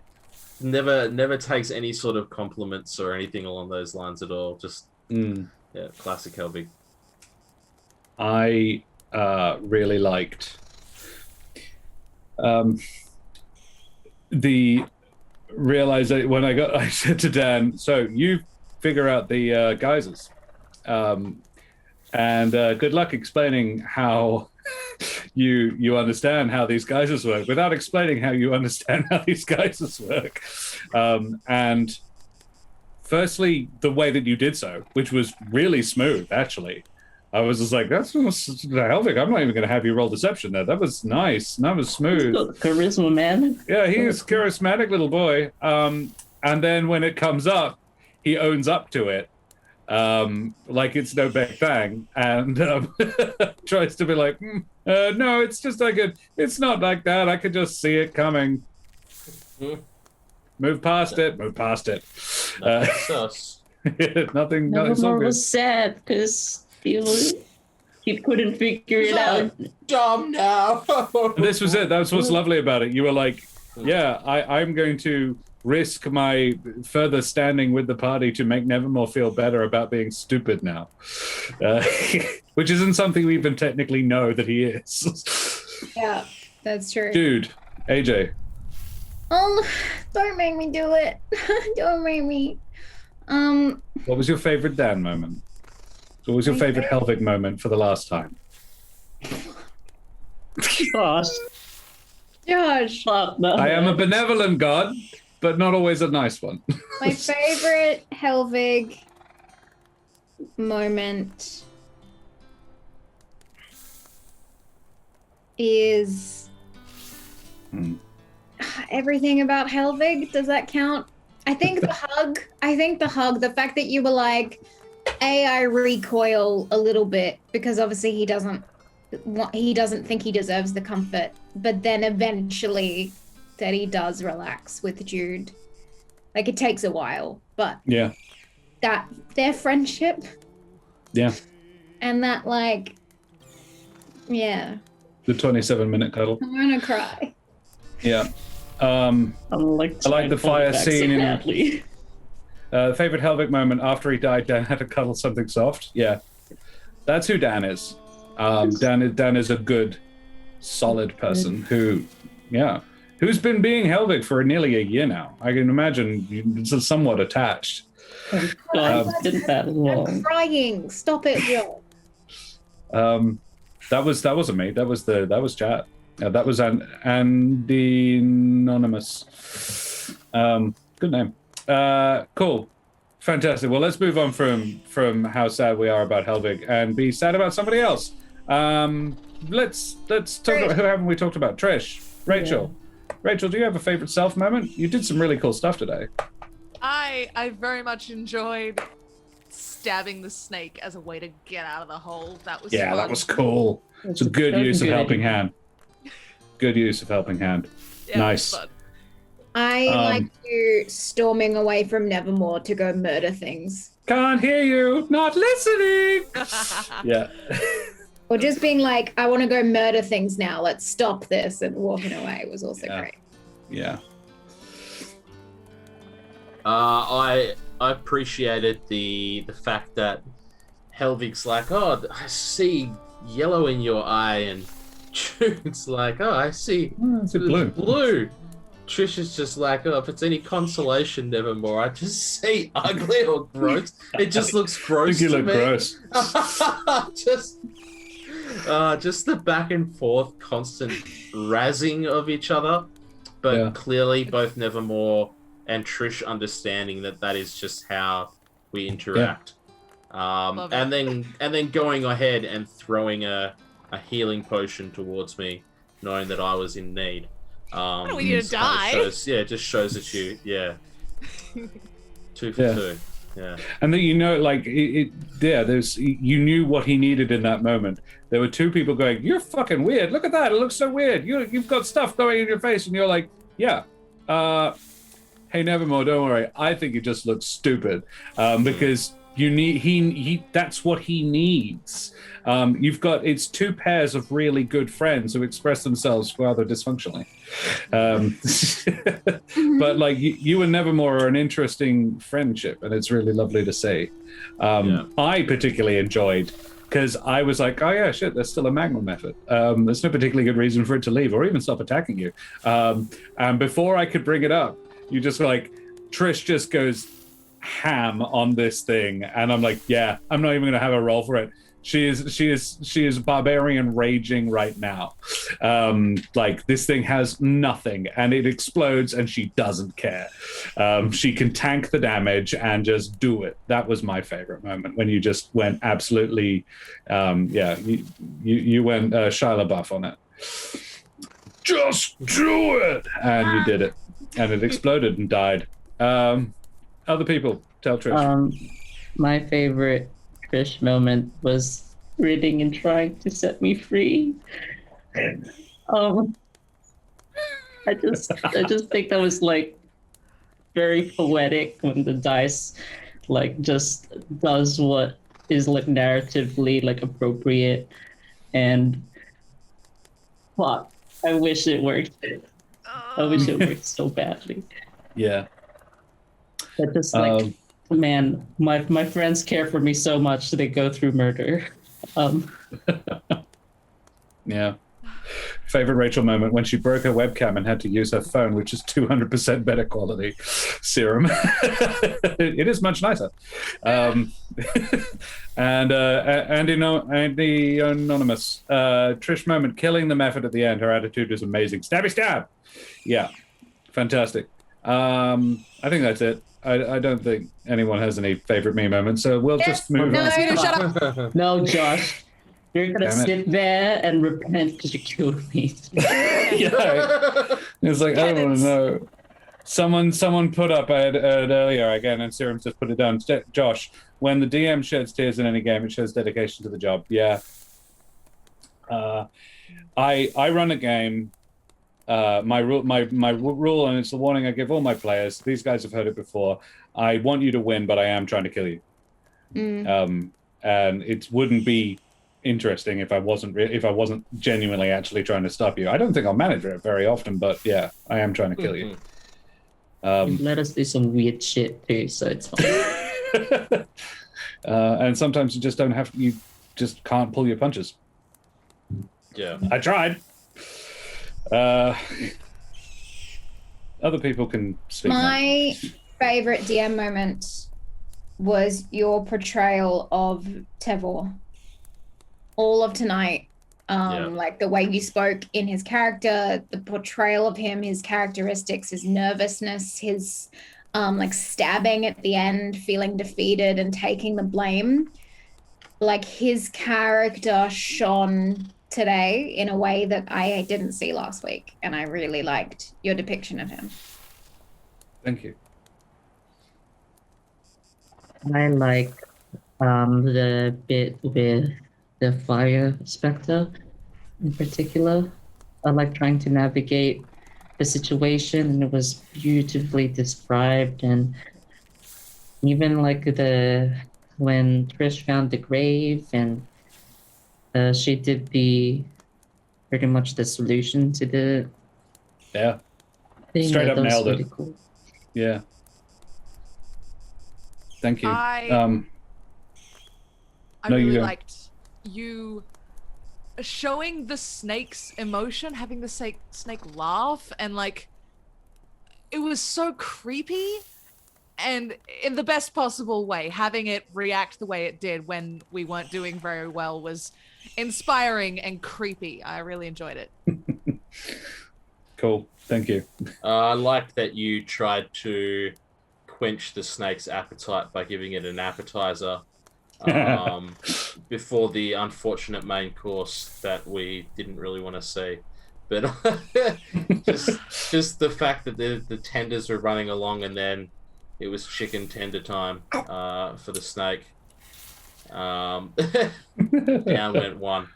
But yeah, just I appreciate how difficult it is to take that step that could lead to killing a player, because that is incredibly difficult to do.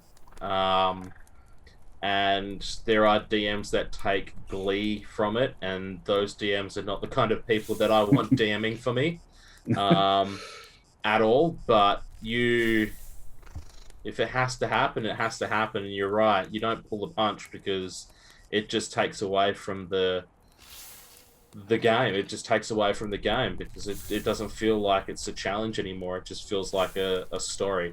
And so, yeah, you didn't pull your punch, and I appreciate that. Even though, unfortunately, Helvig got the snake eyes in the end. You got a couple of punches there that I didn't pull in the last couple of sessions.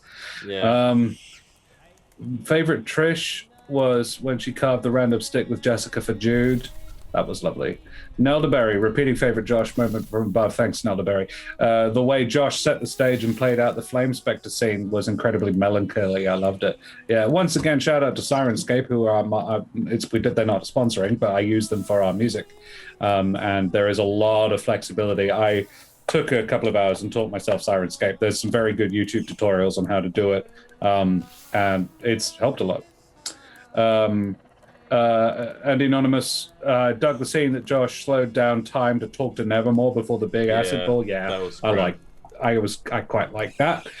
The awe, the shock, then realization that everything that was happening by everyone was dramatic, very entertaining. Rachel Harley, I'm glad you enjoyed. That's why we use really good actors and role players. Does this mean we get a new Dan character next week? Yeah. We will definitely have to work out how we include Dan moving forwards. He will be here. Don't worry, this is not the last you've seen of Dan Suelto. No, Helvig is coming back. Helvig is coming back. Look, we'll see if that can be worked in somehow. No. A helping hand. Yeah. But yeah, so yes, mild hype starting. There will be a new player character. Dan and I are going to have to sit down and talk this through. Okay. And to see what happens next. But yeah, we've run a little bit over time. So thank you enormously to everybody in chat. Thank you to everybody who's come to hang out with us this evening. It's been an absolute joy and pleasure performing for you, despite the murder. Serum has done an incredible job, as always, with our teching. He is a genuine pleasure to have along, and he's an awesome person to have with us. Wood and Forge are our sponsors. They are the purveyors of WA's finest handcrafted wood tabletop accessories. Check them out at woodandforge.com and tune in for episode 12 of the season finale, where you could stand to win this beautiful thing that AJ was up until very recently hand modeling. Right. AJ also does amazing work behind the scenes. She is one of the team who runs Roll for Damage, and she does a lot of our social media and other stuff. And so, AJ, tell us about yourself and where we can find you in the real life meet space. I went Southern again for some reason. That's my go-to today. Well, hey there. Hi there. My name's AJ. My name's AJ Winters. You can find me on Instagram at AJWintersVO, where I keep you up to date with all the creative things that I'm doing, one of which is producing shows like the Humblewood here on Roll for Damage, and also the show that I DM on Thursday nights, the Academy of Xander. I'm very excited for this week's episode. It's going to be pretty intense after some dramatic things happened last episode. So join us on Thursday night for that one. And yeah, that's me. Yeah, fantastic. Dan, tell us about yourself. Oh, man. It'll be a journey from my intro earlier today. Hi, I'm Dan Suelto. I hope you have a swell time. You can find me on basically nowhere. I'm a meat space person, but I am on Roll for Damage's Discord. Come and hang out. I tend to lurk everywhere, so you might just see me pop in and chat as D-Rad. You might have seen that and just be like, hello, or just wherever. But yeah, that's me. Yeah. Jolly good. Yes, he will be lurking. Although if he persists in his awful puns, maybe not. Oh, come on, Mitch is the pun king. Can I just? That's true. I can't. No. That's fair. All right, Mitch, tell us about yourself. Thank you very much for tonight and watching, everybody. I am Mitch Earnshaw. I was playing in Nevermore. You can find me on the link that will have just popped up in chat, which is Mitch_Earnshaw on Twitter, where I just do random shit posting of things that I like and appreciate, and kitty cats, because everybody loves kitty cats. And another one bites the dust, unfortunately. So, good song. Trish, take it from here. I was like, oh, it's men here. Would you like a muffin? Men here, sad. Rach, tell us about yourself. Hello, my name's Rachel Foucar, and you can find me on Twitter and Instagram at Rachel Foucar. And I also wrote a book. It's called The Rings of Mars, and it's a sci-fi, and it also has traumatic death in it. So if you enjoyed that stuff, you should do it. Now I definitely need to read it. Yes, I love traumatic death. Don't we all? It's like my favorite kind of death. Shit. 9 out of 10 Rach is amazing and recommend. does many things. Yeah. Oh, is brutal death in it? Yeah. Oh yeah. Mesdames et messieurs, dames und herren, and beings of indeterminate gender and persuasion, I am Josh the Pirate, and I have been your humble DM and storyteller and murderer for this evening. If you enjoyed my face and voice, which I doubt sincerely, tonight you can find me in Paparotica at Fringe World and generally infesting the art scene in Perth. Alternatively, if you like the majestic voice but think I could stand to turn the face down a bit, I am also part of the There Be Dragons crew. We are a 5e D&D podcast in a fantasy gunpowder setting where I played the infamous and deadly pirate Scan Felspar and his little dragon Crush. Yeah. Oh man. That's us. That is us. So, hey, look. Low energy ebb, but look, we will be back next week with a new character for Dan, probably, hopefully. We'll see how quickly we can work him back in. We will continue the adventure onwards and upwards. There will be stuff, there will be people, there will be things, there will be a special guest towards the end of the season. It's going to be great and amazing. Cool. It's awesome. You should also come back and check out Roll for Damage on Thursday for the Academy of Xandar, DM'd by the amazing AJ Winters. And are we allowed to talk about FOMO? Yes. Do you know the dates for that? You're all good with that? Well, I believe it's this Friday, does it not? Didn't it start on the 4th? Oh, wait. I'll confirm that. Keep talking. And while you're thinking of that, thank you, Serum76, for working behind the scenes like an absolute mad lad. He's a bloody legend. And our artist, Bree Pie. Do not forget our artist, Bree Pie. Do not you dare forget our artist, Bree Pie, doing the wonderful artwork for the channel. She's probably going to have to pump out another picture relatively soon for Danny Boy. Yeah, she's going to be cross with you about that. Yes, it does start this week. Excellent. So, Scales Above had an epic season finale last Friday night in Australia, or Saturday morning in Australia, or Friday night if you live in the Eastern Standard Time in the US, or if you live in the US generally, but Eastern Standard Time particularly. And now they are having a little bit of a break, just a little bit of a break. They're going to take 3 weeks off and come back refreshed for season 3, but refreshed by the Wiver. And we are going to do a little mini game in between with Mike Farley from Wonders and Blunders will be the DM for a 3-part mini season called FOMO, which stands for something. AJ, I can't remember myself what it stands for, and I should know because I'm playing in it. Stop throwing it to me. It stands for the Faculty of Observation of Magical Objects. There you are. And we are like treasure hunters, or people who go out to prepare the ground for the treasure hunters, to make sure that it's safe and stuff. And it's a party of mostly the Ruffians crew, I believe, a good portion of the Ruffians crew, but I'm going to be in it as well. And I'm going to be playing a lizard folk called Erwin. And he's gonna sound like this. He's gonna talk like this. He's gonna be He's a crocodile boy. He's a druid ranger I got it cross-class. instantly. Thank you. You are very welcome. And he's got he is a special kind of ranger called a Drake Warden, which is an old unearthed arcana subclass that has a little sort of a decent-sized dragon that looks oddly like a crocodile, actually, whose name is Terry.